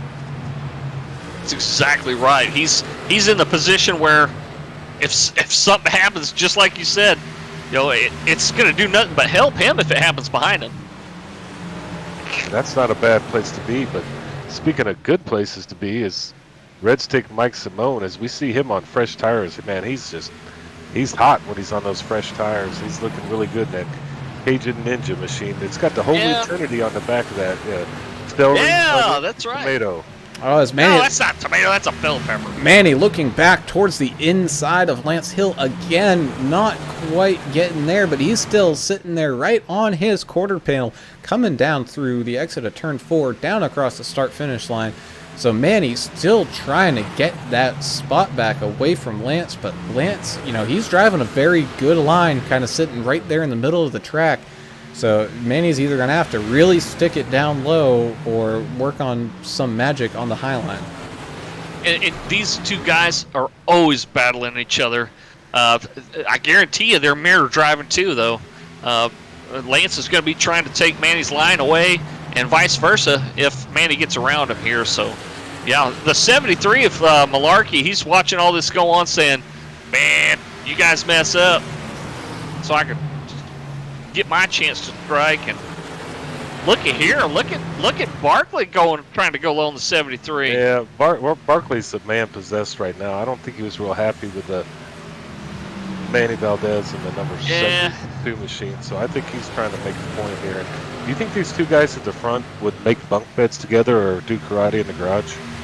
I mean, bunk beds give you so much more room for activities, and I'm not sure. I mean, they're not too close in age. I think, what's Manny? He's 15 years old, I think, and Lance ain't but a couple of years older than him, so yeah, they might be good bunk bed builders. Just no power tools, no power tools. So we see the 27 of Mike Simone starting to work on Justin Barkley there, not quite being able to get a momentum run going there, but he's sitting there working, getting ready for his chance, as Manny getting a nice run out of that corner there, but wasn't able to quite complete a move on Lance. Well, you got to always watch those lurkers. They're back there. They're going to try to make their way to the front. So as he kind is of what he's doing. now solidly underneath Lance, trying to get that spot, but no, Lance again protecting that kind of middle line there, not letting Manny have much room to extend his corner exit. So Lance Hill driving a fantastically defensive line. Speaking of lurkers, you got a couple of them on the Angry Idiots team here that if anybody's a lurker, a couple of these guys are probably considered lurkers. But I'm watching Eric Fiorello right now. He's been in 8th place for, oh Lord, 100 laps now. He's being consistent. He's staying on the lead lap. He's only 5 seconds off the lead. So Eric's hanging in there pretty tough in that 25. Well, consistency pays off on something like this. Hitting your marks, I think that was your key to the race. Brown, marks. So you got to just keep plugging away, and it's a super long race, 200 laps. I'd be pretty tired if I was sitting in these guys' shoes right now. Yeah, we're on lap 137 of 200 as Justin Malarkey making a move down the inside of Manny. I think he was able to make it stick, so he's still there. Not quite. Manny got the exit run there, but Justin Malarkey definitely making his presence known. Gutsy move there. It was either going to work or it wasn't. So he said, "I'm going to try it." And there's no better time. Gamesmanship. Yeah, there's no better time to try it right now, because you still have laps that, if you make a mistake, you can, as long as it's not too terrible of a mistake, you can make up for it. Right, and that's what I was trying to say. I'm sorry I interrupted you, Brown, but it's gamesmanship. You're trying to play your cards and see what card they have, right? It's a little game of poker here as we get super close to the end of this race with about 61 to go still. Isaac Deckner in that 98, he's still out there on those old tires from lap 105. He's one of the only guys. He is the only car that has pitted twice. Everybody else has at least 3 pit stops here. Last car on the lead lap. He's hanging tough, though. I don't know how much longer he can sustain this. Well, And that was his strategy previously. So I think he's got a strategy, and he's just kind of sticking to whatever it is. yeah, but if you want to talk about old tires, Anthony Fry, he pitted on lap 96. Whoa. You're right. He's the other car that's... I'm sorry. I misspoke. I didn't realize we had another car that was that only pitted twice. Oh, yeah. He's got to be screaming for tires at this point. But 2 laps down right now. For the first car 2 laps down. He's just out there clicking off laps, hoping some people screw up. Maybe get a couple DNFs, make a couple of positions, and make some more points. Yeah, I don't think he's pushing it too hard at this point, but he's staying out there,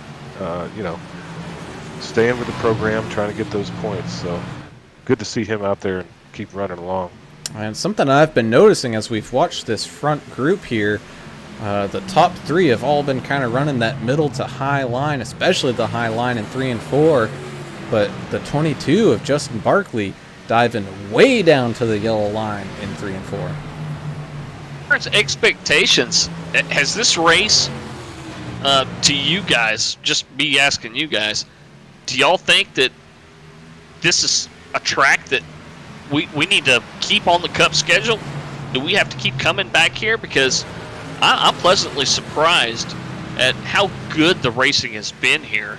Even with the stretched out long green flag runs, the racing has not disappointed at all. But I want to hear what you guys think.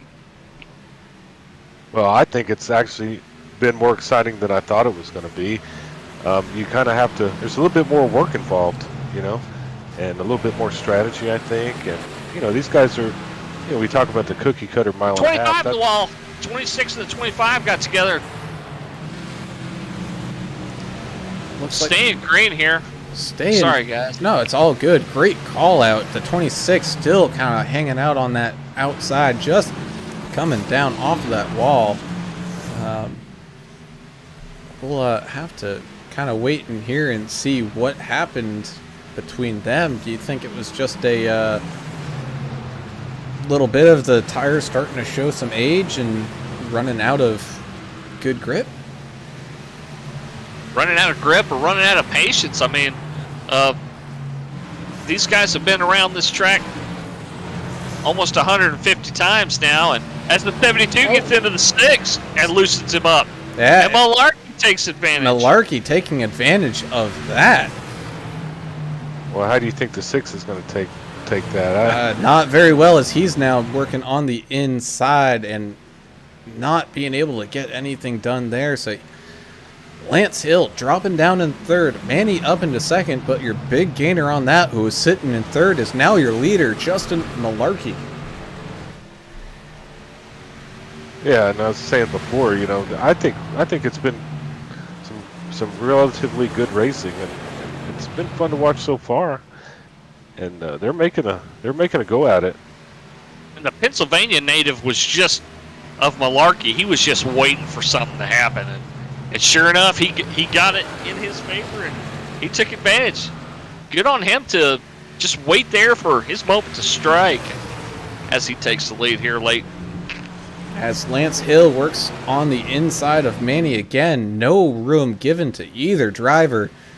Not quite being able to make it stick and get it done, but Lance probably not happy at Manny as he gets into the bumper if Manny gives him a little nudge. Oh yeah, 50 laps to go here, coming around. It's like Adam said earlier, it's go time now for sure. It's time to press the envelope, and if these guys are going to be aggressive, Manny's shown a lot of aggression today, and Lance is just letting them know, hey, I'm a racer too, and I'm here to do whatever I got to do to win this race. I mean, are we really surprised here with these two? No, sir. That's kind of what they do, and they're either going to win it or they're going to wipe themselves out in the process. Oh, as Lance and Manny get Manny's together, around. bringing us a yellow flag. Manny getting turned around. Well, I think we might have seen that coming, guys. Yeah, I think we. I'm not sure that anybody really needed a crystal ball for that. Oh no, it looked like there might have been a little netcode to help that happen, but they were definitely door to door. I think a little bit of yellow paint got on that red 6 of Lance Hill, but oh no, what happened to Justin Malarkey there? Oh no, what? I'm seeing a whole bunch of people showing crashed right now. No, they're all heading Oh, down. are they all heading down? Okay. So they they're drop coming down Oh, the okay. street. drop below the apron. They're- Okay. They're all good here. Oh, okay, Yeah, okay. They went around the pace car, and I think they had to wait. But Malarkey in the pits now.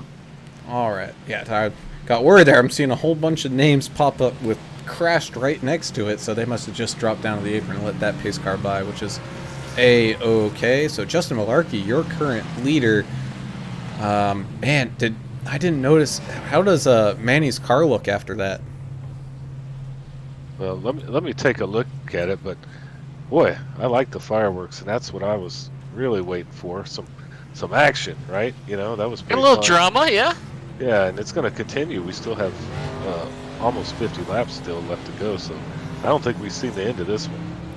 You guys watching at home on the streams, drop us a line on the Facebook stream or on the YouTube or Twitch or whichever. Let us know what you think is going to happen towards the end of this thing. Who do you got for a winner? Is it the 73? Is it the 6? 72? Is it a guy we haven't talked a whole lot about? You know, maybe the 27. Drop us a line and let us know, and let's start a conversation. Let's talk about it. Yeah, it's talking about this. I'm looking at Manny's car. He had little dents and dings there. It's nothing too crazy. They banged a little bit of it out there in the pits, so as long as he doesn't have an engine issue, I think he's going to be just fine. But he's going to have a battle now. He's going to have to fight his way to the front. As we enter into, we're less than 50 laps to go. Let's give another good shout out to our wonderful sponsor of Severe Weather Country, hosting another fantastic race here. Severe Weather Country Expeditions. They'll take you and your family on a week-long vacation chasing tornadoes and severe weather storms. And man, if you look at their Facebook page at Severe Weather Country, some of their videos, man, it's insane. And the photography is just great. I mean, that's like a chance of a lifetime thing to do something like that. But I don't know, man. Adam, are you down for it? I mean, I know you're in Oklahoma now, but you probably don't need to. I don't need to. You don't need a get in guide, but No guide. I lived through the May 3rd, 1999 F5 tornado that Ooh, just shit. ripped through this state, and it was pretty crazy. Yeah, as I tell you what. imagine. But I guess, for somebody that doesn't get to see it that often, I think it'd be a great chance to see this part of the country and see the craziness of how quick the weather can change on you. So if you guys are an adrenaline junkie, check them out, because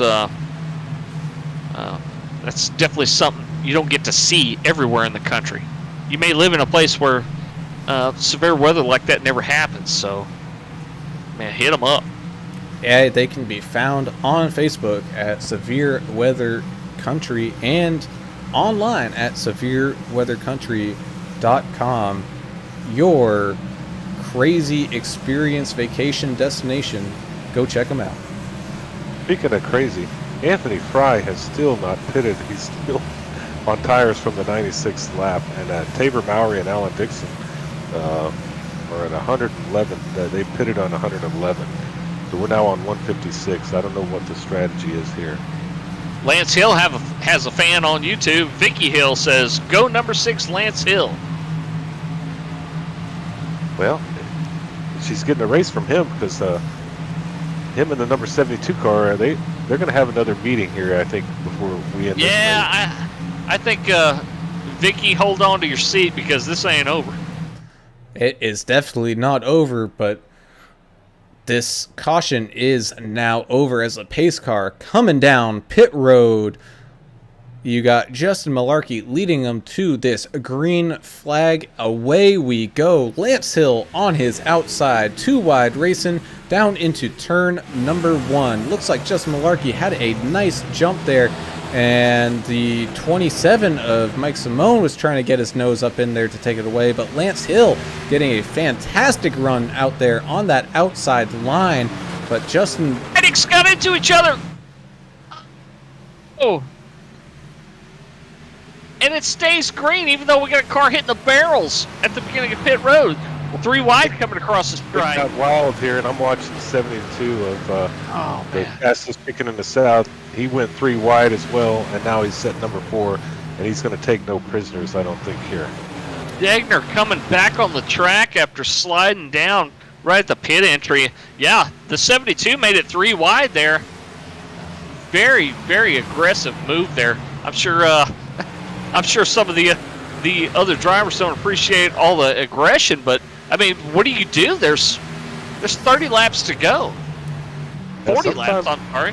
You know, it's the old bull and the young bull, right? I mean, hey, the number 72 car is working harder than the real Mrs. Poindexter out there, and You're right. he's probably going to be passing the Malarkey here fairly soon. 16 got in the wall a little bit back there too. Even if you got newer tires, sometimes you just overshoot it. As the 72 of Manny now up into third, working on that back bumper of Justin Malarkey. Isaac Degner coming down pit road. Obviously something wrong with that car after that crazy restart. Well, he's been battling all night. His car looks like it's been at Bristol, but he's still out there going, so good on him. Oh, and look at Mike Simone up the inside of Manny, trying to get third place away from him. Mike's been running a great race. He's been up there just about the entire time, letting people know that he's not going without a fight. And Justin Barkley has worked his way up to stay in that fight towards these, last few laps as well. Yeah, Barkley and Simone, they're not done racing. I mean, they're up there putting pressure on the 72 and the 73, letting them know, hey, we're still here. We're still trying to get a win. Speaking of moving, Eric Fiorello, the Italian stallion from Arkansas, he's up 13 spots. He's in 6th position trying to catch that lead back.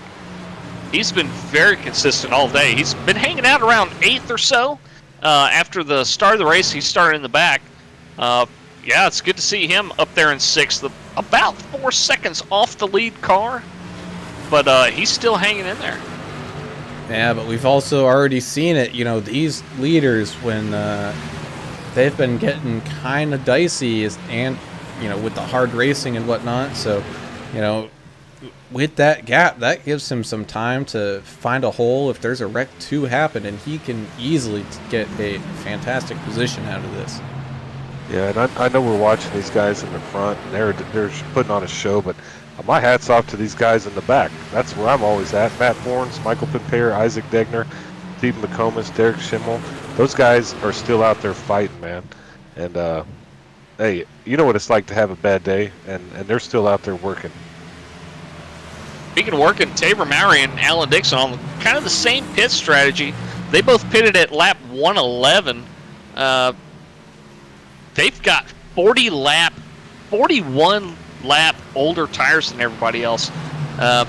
Do you see these guys starting to contemplate, hey man, do I want to wait for a caution, or do I want to just go ahead and pit? They're gambling is what they're doing. And they're gambling on, I think, a caution. And hey, good. That's their strategy. That's it. Stick with it and see what happens. You got to make a decision and go with it.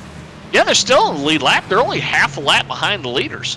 So, I mean, they're hanging in there. How long can they sustain it, though? Well, Anthony Fry is still out there, too. This last pit that's was right. 96th lap. Yeah, unfortunately, I think that pit strategy would have worked out great if this race had gone green, but now that we've had a couple yellows, I don't think that was the right call, but, you never know until this fat lady has sung, so we'll just have to wait and see.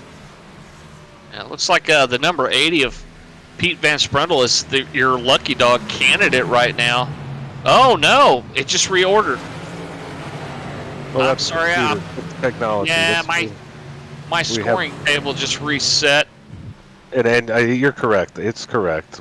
But, I mean, sneaky Pete Van Sprundle in the 80 car. Where's the beef? Hey, he's a fighter. We've seen him. He gets into it. He'll keep running, and hopefully he gets back on the lead lap. Yeah, he's really hoping for a caution right now. As we're almost coming down to 30 to go as Lance Hill comes across the line one more time. So he's got the lead over Justin Malarkey by about half a second, with Manny Valdez right on Justin's tail. Mike Simone kind of tailing off a little bit, and Justin Barkley really kind of hanging back, just barely able to hang on there, He's sitting in fifth. Kelly Haynes chiming in on the Facebook, telling them drivers, go, good luck, and be safe. Appreciate you watching, Kelly. Kelly Haynes. At this point, you got to send it, right? I mean, let's do it, get it over with, and try to end up as high as you can for this Midwest Days of Thunder series. You're just trying to get every point you can, claw and scratch your way to the best finish you can get. I mean, we talked about it earlier. The regular season here in Cup is just over halfway finished. It looks like we may have, after the race that we've seen from last week and this week, we may have a couple of rivalries that it might not get settled anytime soon. We've seen some aggression and some guys maybe not giving as much room as they should also. So what do you guys think? I mean... Well, yeah, so you've got Lance Hill there is on Lotte Motorsports, and they're currently the points leader for the team-wise. But Manny, as we saw that little hard racing that they had there, Manny's on Bash Brothers, and they are sitting second in the points. So, that's just one quick look at it, and it's showing out there on the track that, although they might respect each other, there is no love lost. No, and that's not the only battle. I think last week we had Pete Van Sprundle, Sneaky Pete, and Michael Pimpere out of Maine. Oh, Russians no. Joe Nidick having some issue there. Let's take a look to see what happened. It looks like he got loose by himself, but... Yeah, got loose coming out of 2 and down hard into that inside wall, right in front of Eric. So good job by Eric to not get into that. But, man, that 24 is going to have some repairs to be done. Yeah, 24, he's had a rough night. He's had a couple of incidences here, and it's not the end of the race. I mean, they might be able to bang that left front fender out. He's kind of pancaked the inside wall pretty hard there, but probably not anything that can't be fixed quickly. He said he's had a tough night, but he's still in the top 10. This guy, I mean, that gang out of Ohio, they're doing pretty well for themselves. just a little bit unlucky as far as incidents go. Yeah, and so there you have it. Pete Van Sprundle getting his lap back. But I would say this is probably the money stop for these leaders. Let's see who comes off pit road the best, because, this could be the determining factor who wins this race. Looks like Lance with a quick pit stop. Oh, just beating out Manny. Wow, that was close. Justin Malarkey not having the best at pit stops, but I don't know if...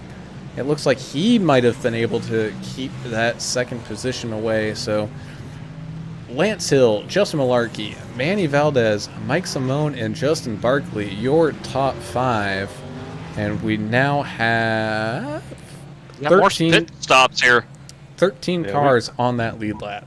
We got The more 26 and the 96 just came in to get some tires. They're running some old ones too. And why wouldn't he come in? This is the time to come in. This is the time to line up. This is the time to battle. Just kind of like a Yahtzee.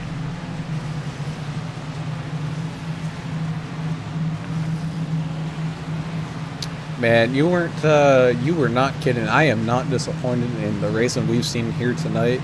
I think this track has been fantastic, and these drivers have been fantastic. They have been, and they've been very passionate. We just heard a little bit of radio traffic from the 80 and the 70 on the radio. These guys are fighting hard, man. They're not taking any prisoners, and they're having fun, I'm sure. But it's a little bit stressful out there when you've got some points on the line tonight.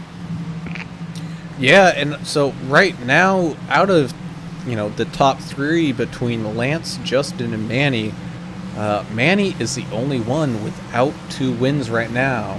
I mean, he's safely secured with a win already, but sitting in 3rd place, a win here would almost undoubtedly, get him up maybe into that top spot, because he's only 5 points behind Eric Fiorello. But we got Justin looking for win number 3 and Lance looking for win number 3.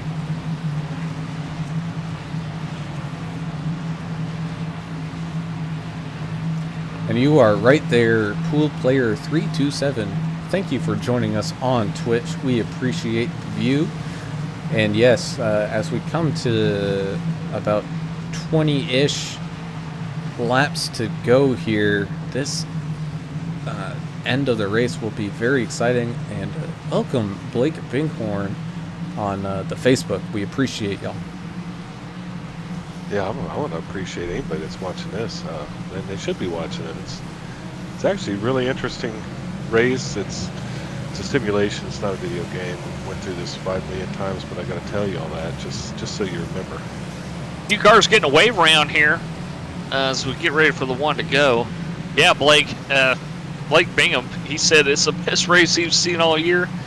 Yeah, I think it definitely qualifies, at least in the top 2 or 3, because we've seen aggression, we've seen patience, we've seen different pit strategies, we've seen teammates trying to stick together, and look at the 25 and the 92 back together again on the track. So yeah, we've seen a little bit of everything, and it's been a blast.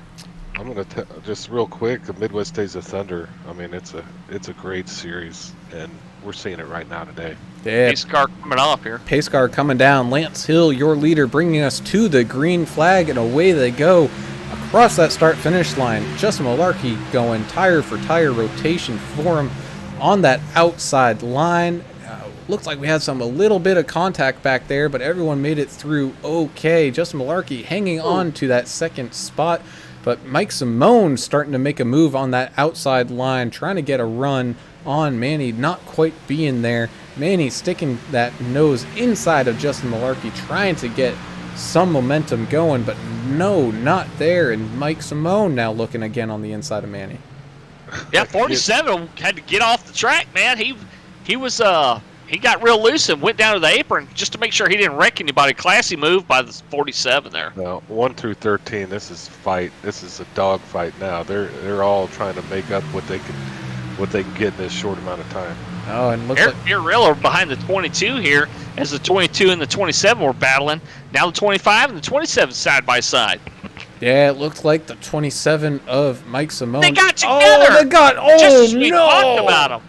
Big crash. Oh no! That is not good. As we take a look back there. Oh no! As they had synchronized wall hits there, man. Tough race for them guys. Oh no! Yeah, I'm a little concerned. I think the 27 of the Cajun Ninja, he kind of came up a little bit. I think 25 Angry Idiot Eric Fiorello was just up there on the wall, and he didn't have anywhere to go. Wow, you hate to see that, especially after they've run so far up in the running order all night, and to see them wreck out like that, that's just, that's terrible. Well, hopefully they can get back out there with minimal damage, although it did look like they took some super hard hits. as Eric Fiorillo's going to be in pit lane. Yeah, both drivers coming down pit lane. Both drivers having hard inside wall hits on that front of those cars. Man, that unfortunately that is something you absolutely hate to see, but at nonetheless coming down to the wire like we are, that is just racing. Yeah, these guys are competitors. They've been running in the top top 8, and they just happen to get together. And Yeah, it sounds like the 27 Mike Simone talking on the radio saying he thought his spotter told him he was clear. So wow, it's just racing. nothing intentional there. Yeah, it's nothing like Manny and Lance got going on. Those two kids are fighting like they're in the schoolyard scrapping over something, and we're gonna see that at the end here as well.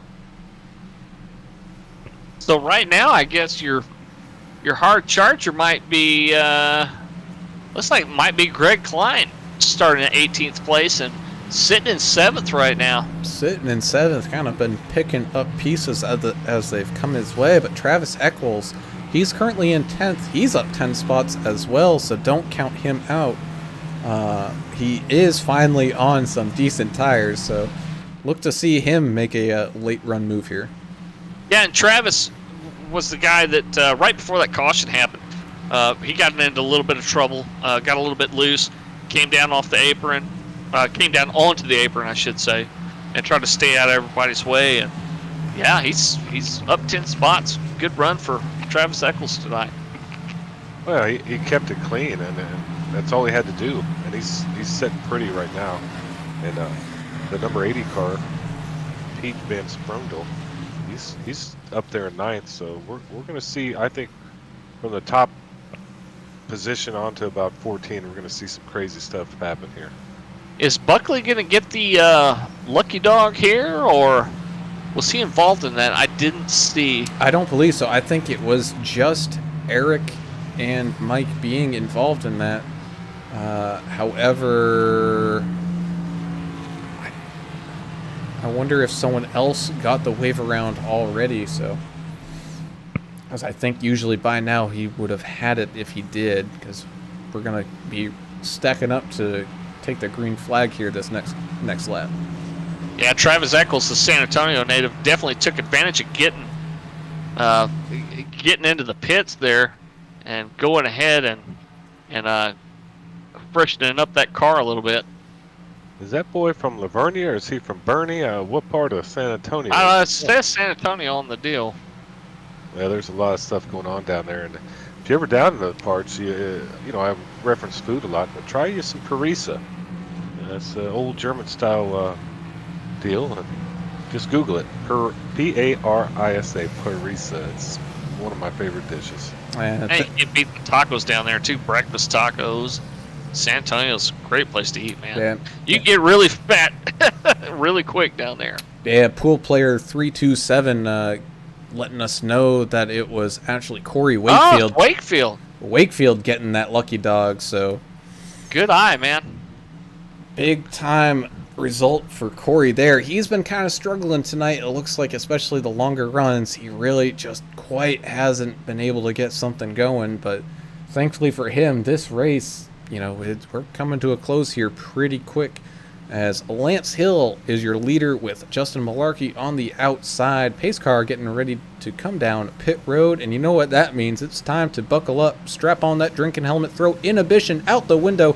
We are going racing. Lance Hill across the line, being pushed by Manny. It's almost like a plate track, getting a nice bump there, with Justin on the outside, not quite getting the run like the inside does, and it looks like he will be able to just... Oh, the 96 went around. Derek Caution's Schimmel out. Yeah, you got the angry idiot got turned there. Everybody's getting real antsy here at the restart, so that's going to cause a couple more caution laps.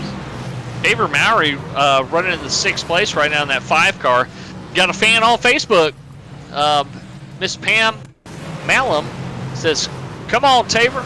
She's pulling for you, bud."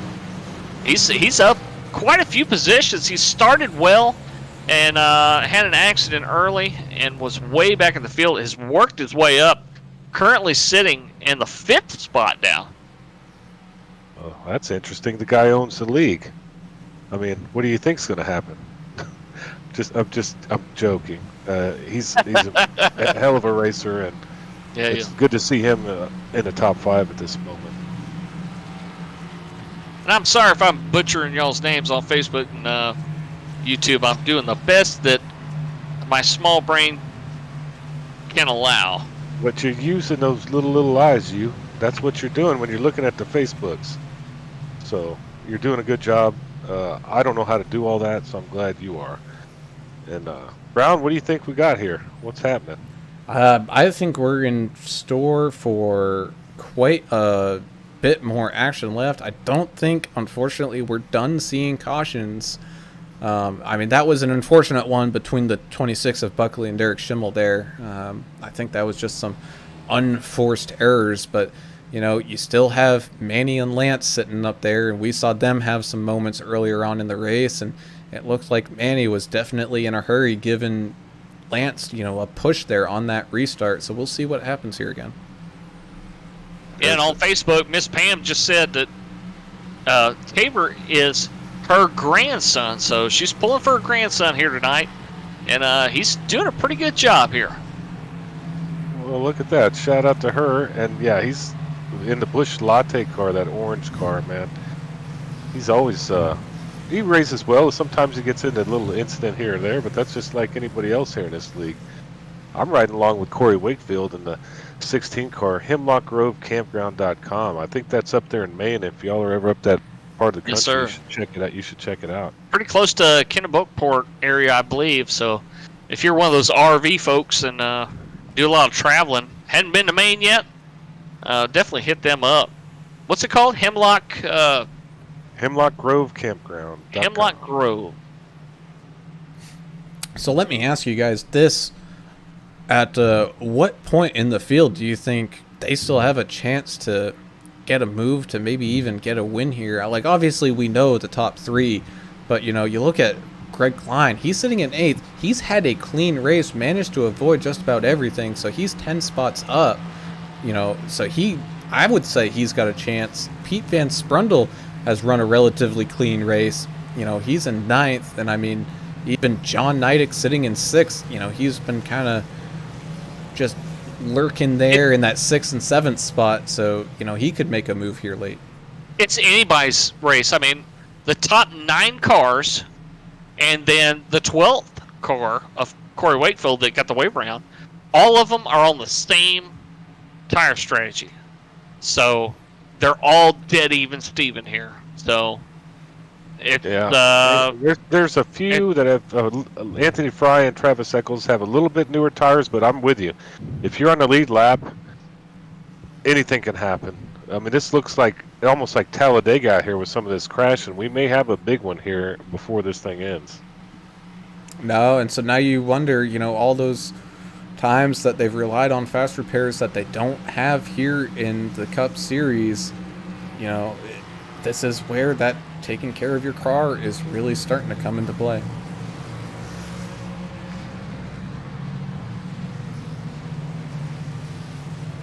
Well, and most of them, they got some dents and dings on these cars, but I mean, we're 6 laps to go, and you might as well put some more dents on them now.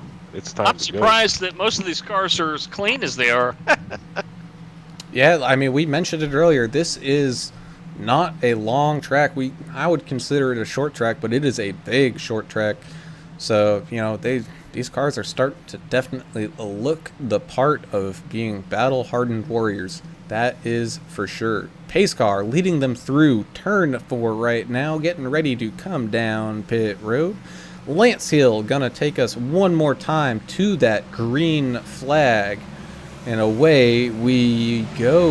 Lance getting a nice little push there from Manny off the start again. Looks like they're even up at the front, and Manny is going to try to be sneaking right up into Malarkey on the inside. Not quite there, but he's hanging on to it. not quite the run that Malarkey was expecting, as Manny is able to take that position away from him now, and Malarkey getting into the back bumper of Manny. Yeah, this isn't over here. These top 3 cars been battling each other hard, and they're too wide right here behind Malarkey. There's no quit here, and hopefully Taver stays out of this because it looks like they're coming for him as well. Yeah, don't forget the 22 has an axe to grind up here too, so he's not going to give up. He's going to try to get up there just to prove a point, if not win the race. So Mr. Mac and Cheese Justin Barkley, he does not want to play around with this stuff. Now, as Lance Hill, that last lap, putting in the fastest lap of the race so far. So he is now coming into his stride, but Manny fighting hard to try to catch back up onto his bumper. Kind of gapping out Justin Malarkey there, but Taver Mowry and Justin Barkley are kind of just sitting there with John Neidick also, waiting to see what might happen. Back in the pack here, you got the 64 of Tony Fry battling the 16. Oh, no. As we get the 96 around again. The yellow's out. What happened to Derek Schemmel that time? I don't know. We're going to have to take Anchor. another look at that. Oh, no. Isaac Degner getting into that back corner of the 96. Thankfully, he saved it from any more wall contact, but, I wonder. Oh, man. He drove it right straight through him. Drove it straight through him. Wow. Wow. Well, and Derek didn't have a back deck anyway, but boy, he didn't have anywhere to go there. He just got run straight over. And can't be real happy about that. No, but you know what this is going to mean? This is going to bring out our first of 2 green-white checkers, and Manny is going to be starting on the outside of Lance this time, with Justin Malarkey starting in 3rd. Taver Mowry sliding his way up into 4th, with Justin Barkley starting in 5th. We're going to have John Neidick in 6th, with Alan Dixon in 7th. Greg Klein still holding on to that 8th position, with Pete Van Sprundle in 9th. Travis Eccles will be in 10th, and we kind of mentioned him there. Anthony Fry, is still sitting in 11th, and I believe we now have 15 cars on the lead lap as Michael Buckley getting the wave around. Man, this is incredible. Yahtzee. I mean, if you're one of these top 9 cars, do you come pit for tires? If I'm in the back of the lead lap, yeah, but if not, probably not. But yeah, this is impressive to see this many guys on the lead lap. Brown, I mean, because this is a short track and things tend to happen really quickly here. To see these guys all on the lead lap, it's a pretty dang good race. And you know what? It's been these kind of quick cautions getting people one by one getting their lap back, and so that's how we get these guys like that. But you know what it is now, green-white checkers. So that's this race is. If you thought it was already hot, it's gonna get a whole lot hotter.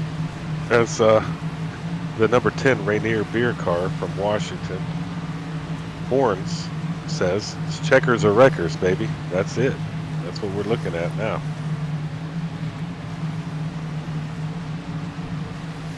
As Matt Forns is still in the pits, he's having a rough one. Same with Mike Simone, Joe Neidick, and Michael Pimpera.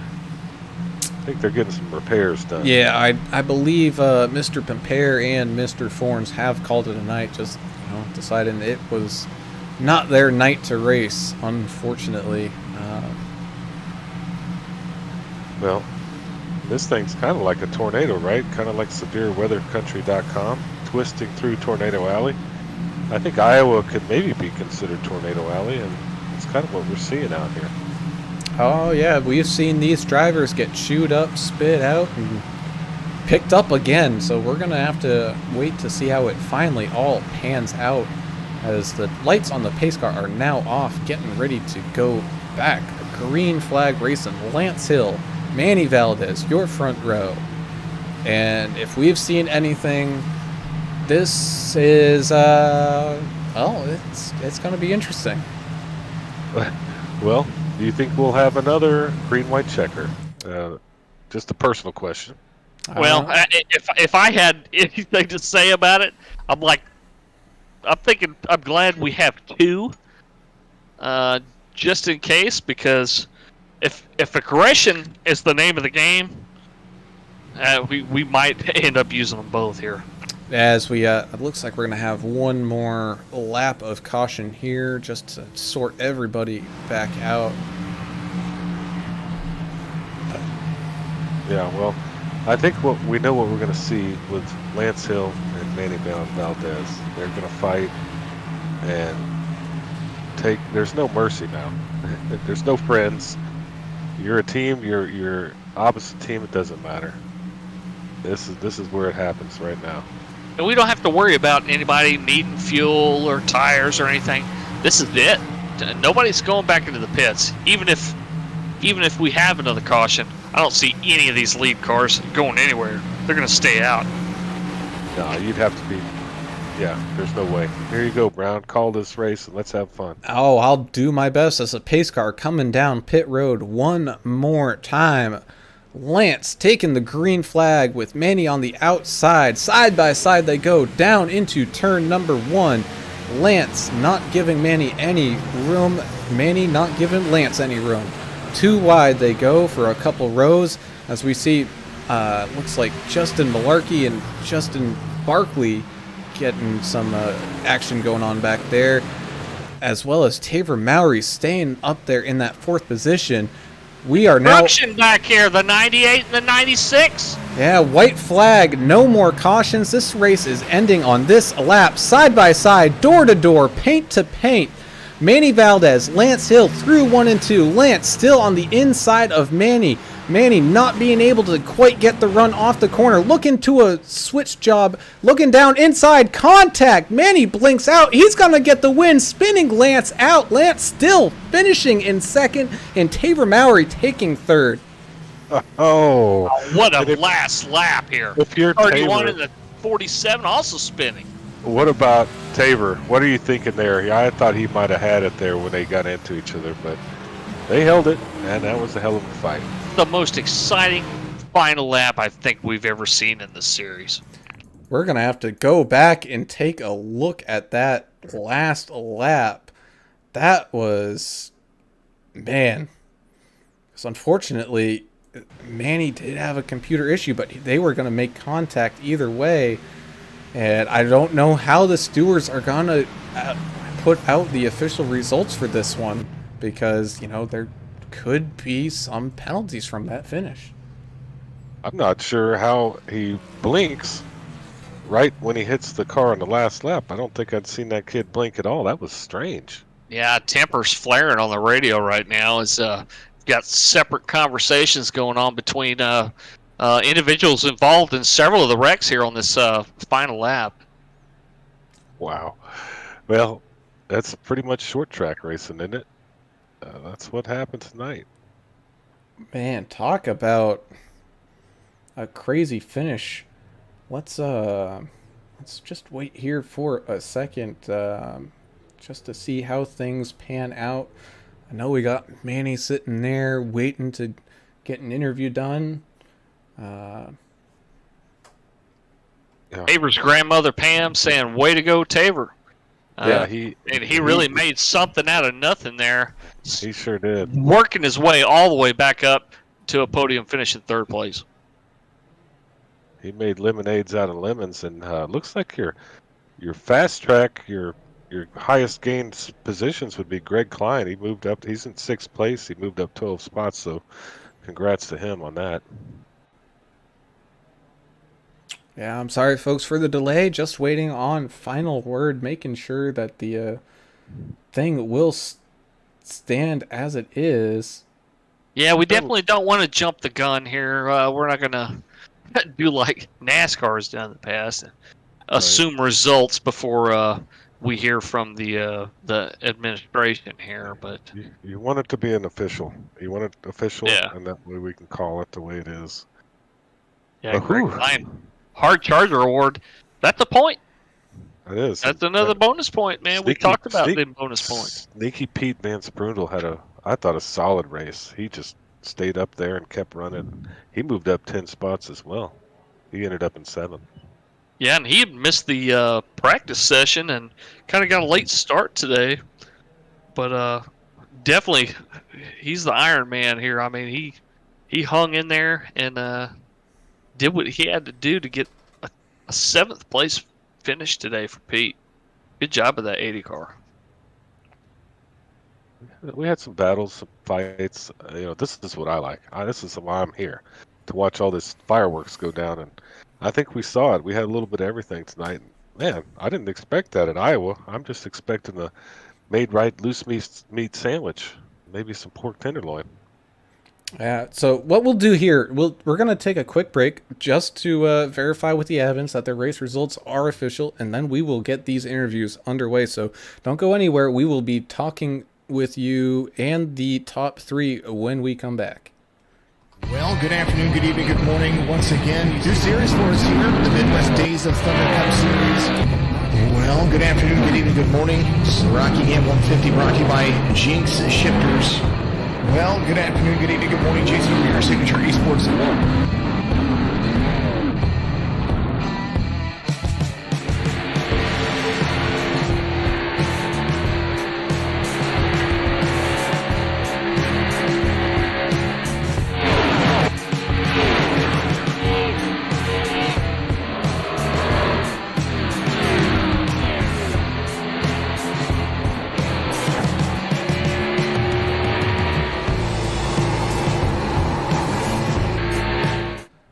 All right, so we're gonna finish this thing off, and we're gonna finish it off with today's winner, I guess today, and that's gonna be Manny Valdez. Hey, Manny, you got a copy? Yep. Hey, man. So we saw you drive super hard and just run away from everybody, and then a caution came out, and then Lance Hill was able to kind of catch up and take some laps away from you. Man, talk about an exciting race. Yeah, I mean, I guess it was kind of exciting and stuff. I was racing really bad tonight. I felt like I was racing like an ARCA driver. Not to put any shame to those guys. I just was not racing very good at all. I was trying as hard as I could, and I was not giving any room. I was taking it 3 wide every restart. I was behind like the first row. It was not good. I'm not gonna say I like deserve the win. It was just yeah, it was kind of a bad race. I'll take the win. I don't really like taking it after a race like that. And Manny, you're one of the drivers in this series that's known for your aggression. You fight hard for every position. Sometimes I think some of the drivers think maybe you don't show as much patience as they think you should. I mean, what do you think about that? I mean, is it okay to be aggressive early? I think it's okay to be aggressive, but not early. I just sometimes you're just not in the right mindset almost to just Right. calm down and take the race as it comes, because we had 200 laps to solve it tonight. Well, 205 plus the green white checkers, and I don't know. I could not stay. I don't know why. I just was not calm. I could not keep focused and just drive. I just kept trying to be like, oh, I have to have first. I have to have first. I have to have first. And it ended up just me racing like just not a good race. Well, I wouldn't be too hard on yourself, okay? You drive it like you stole it every week. And you did have a couple incidents where you might have got into a little wilder position than you wanted, but hey, you did okay. You won the race, and I see that as a win. So congrats for the win, and don't be too hard on yourself, Manny. Yeah, I got Congratulations. Yeah, man. Well, so now that's win number two for you on the season. So you now joined that multi-winner list, and I believe that's going to put you up into first place in the season standings. I knew you were already locked into that playoff run, but kind of tell us how good it feels to be now kind of looking down on top from the leaderboard. I guess it feels kind of good because I don't really have to worry too much, and hopefully it ends up calming me down because I don't end up racing so hard because I don't really have I don't have too much to gain by winning the next 5 races or whatever. I'm not that I am or anything, but I don't really have anything to gain from being, driving crazy like tonight. But I guess it feels pretty good just so we can, try to calm down the entire field, the whole season, and just race. All right, man. Well, best of luck for the rest of the season. We're probably going to hear from you again at some point this season, and we wish you, again, just the best of luck. Thanks, y'all. I would like to say sorry to obviously Johnny Nedick and Barkley because I ended up taking you guys 3 wide on those some of those final restarts. All right, man. We'll catch you later. Thanks. All right, so then we'll bring in our second place finisher, Lance Hill, who looked like he might have almost picked up the win tonight. Lance, you got a copy? Yeah, man, I got you. Man, talk about heartbreak. It looked like Manny, at the start of the race, he was running away with it. And then after one of those cautions came out, you were starting to run up front for quite a while. And especially at the end of that race, man, we kind of knew we were expecting some hard racing between you and Manny, but kind of walk us through those last few laps. Yeah, I knew that if I could clear him down to one on the restarts like I was clearing on the other restarts, if I could just do that I could, get a good shot at it because he's going to have to dive it on the bottom and he's going to have a hard time passing me because I'm going to get to run off the corner. And I just didn't get that. I just didn't get the run in the corner that I needed on the restart. And he stayed on the outside, and all I had to do was just try and just drive it as hard as possible without wrecking him. Yeah, it's just heartbreaking. I feel like that last caution didn't come out, we probably would have had it.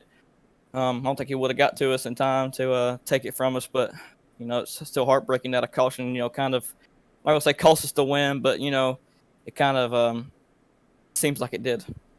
You definitely were the guy to beat on some of these, not just the start of the race, but some of these restarts.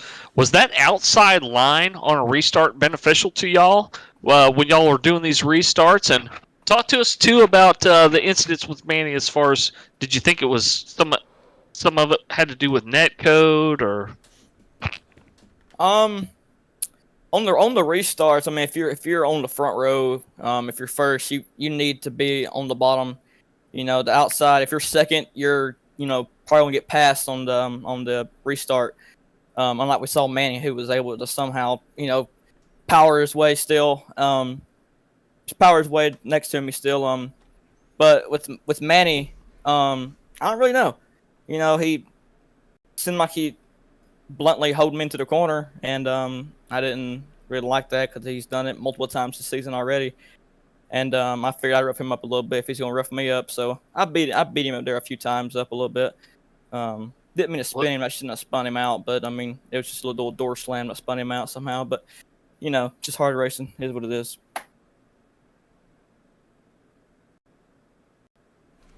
Oh, well. All right, man. Well, hey, still P2 for the night, which, I mean, I think last week you weren't able to run, I believe. So, a good comeback race for you. You already have some wins on the season, so you're already in the chase. So now we're just kind of looking ahead, and are you just trying to take this season kind of bull by the horns and get as many wins as you can, or are you just getting... we heard from Malarkey last week, he's just trying to get some practice at some of these tracks.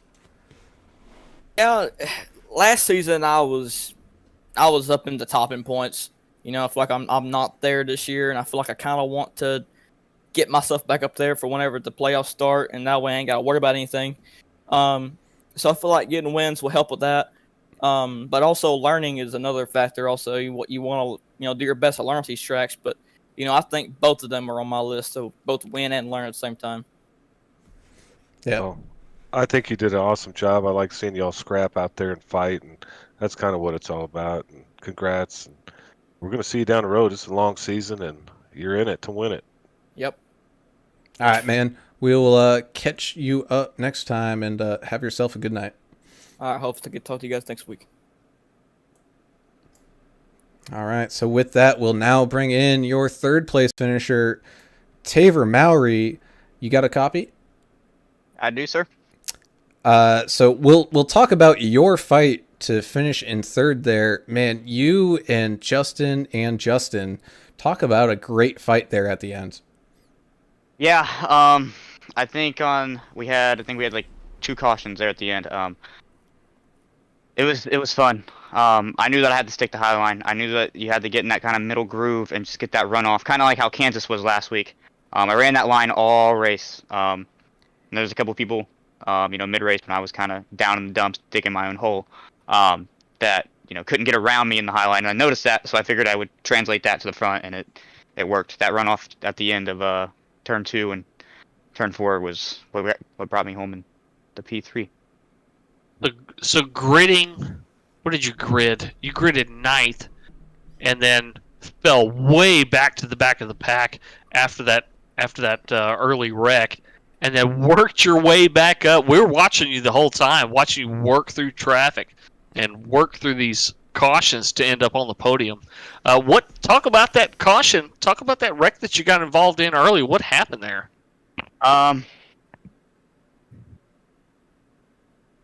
There's a lot of things that went into it. I think the 98 just ran out of talent, hit the wall, collected me into it. Didn't realize that when you at Iowa, when you're on the bottom, you can't make it stick, and slide jobs don't do very well to people when they're side by side with you. So, got into him on the high line, turned into me, got in the wall, turned into him. Thankfully, he got the better blunt of it out of it. I fell all the way back, I think, to 21st. Didn't have any inching damage. So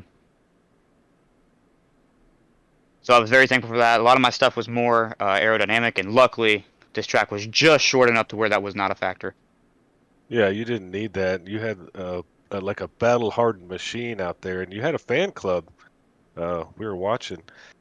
But wow, what was going through your mind on that last lap? Because I was watching, I was in your rig watching you, and I thought, man, you could make a run of it if these two get into each other. They did, but it was just a little too late. But what was going through your mind? Yeah, honestly, with the race I was having, I was happy to finish where I was, honestly. I was hoping for the best to get to third, even possibly get to second. I was thinking about jumping, trying Manny on the high side, but I was kind of afraid what that would do to me momentum-wise, carrying through 1 and 2. I was afraid that behind me they would have so much momentum that I would just get shuffled to the back, so I didn't do that. I got right up tight on Manny, put some pressure on him because my teammate Lance was right there, and, I wanted to do what I could to get him the victory because I wasn't fast enough to get there, I didn't believe, so try to help my teammate out, put some pressure on Manny. I think it worked there for a second, and then after I put the pressure on Manny, I had to worry about the 8 car behind me. The 8 car likes to take you 3 wide, jump your outside on those restarts late in the race, and I knew that. Kind of edged up a little bit on the restart. He was going to go for it, edged up a little bit more, killed his momentum. Then I worried about malarkey, and 1 car at a time. Just stuck to high line, and that's what got me the P3. Well, congrats on the P3. It was a heck of a race you ran, and it's a fun track. Y'all had some good battles out there, and we had a good time watching it. Yeah, it was a great team effort. I wouldn't be able to do what I did without Joey and Michelob and Lance in there. If you guys are watching, ARCA drivers, Xfinity drivers, Latte is, we're, for lack of better words, kicking butt in the Cup Series. We got a great team. We got a great atmosphere. We're really invested in one each other. We make each other better. And like I said, I've came from 21st to 3rd. This league, this Cup Series, it's really anybody's ball game. Everybody runs up front. There you got your consistent guys that run up front, but each week you just never know who's going to be there. And tonight it was me. But like I said, huge team effort to Latte. Wouldn't be able to do it without Joe, Michelob, and Lance. So really proud of the guys tonight. And right. Grandma Pam is very proud of you too. She I definitely figured- gave you a couple of shout outs on Facebook tonight. I figured Grandma would be out there watching. Thanks to Good her, job, too. man. She's the bomb. Greatest supporter out there.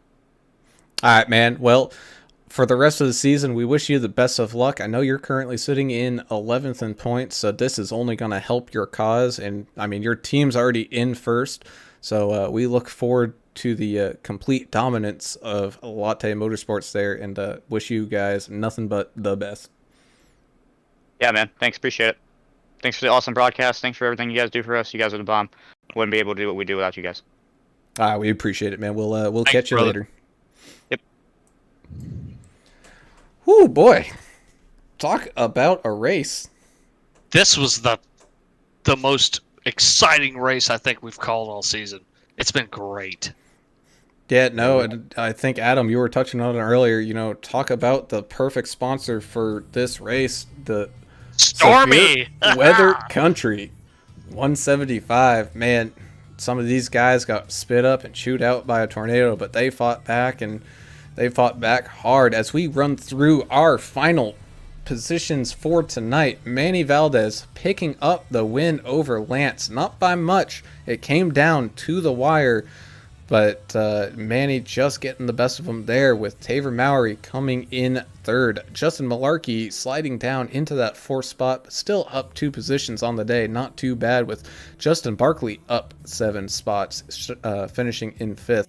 In 6th, you have the hard charger of the night, Angry Idiots 92, Greg Klein, having a solid race, just kind of made his way around the track. Knew it wasn't his favorite track, but a solid finish from him, and another solid finish from Pete Van Sprundle, finishing in 7th. In 8th, we've got Anthony Fry, and in 9th, the 8 of John Neidick. Rounding out your top 10 of finishers today is Corey Wakefield. Good job from him, battling after some unfortunate kind of laps there towards the middle of the race. Yeah, the 70 car of Steve McComas got in a couple of those incidents as well, but still picks up an 11th place, respectable finish for him. 26 of Michael Buckley, kind of in the same boat. Got into a little bit of fender banging, but ended up finishing 12th. The Italian Stallion, the 25 of Eric Fiorello, finishing 13th. Alan Dixon in 14th tonight. The 47 of Travis Eccles in 15th, the last car on the lead lap. And Derek Schimmel, the 96 car, 2 laps down, but still finishing 16th.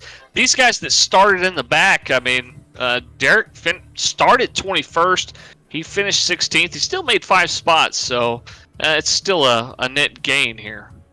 Yeah, and then you have Isaac Degner, 98 car, 17th.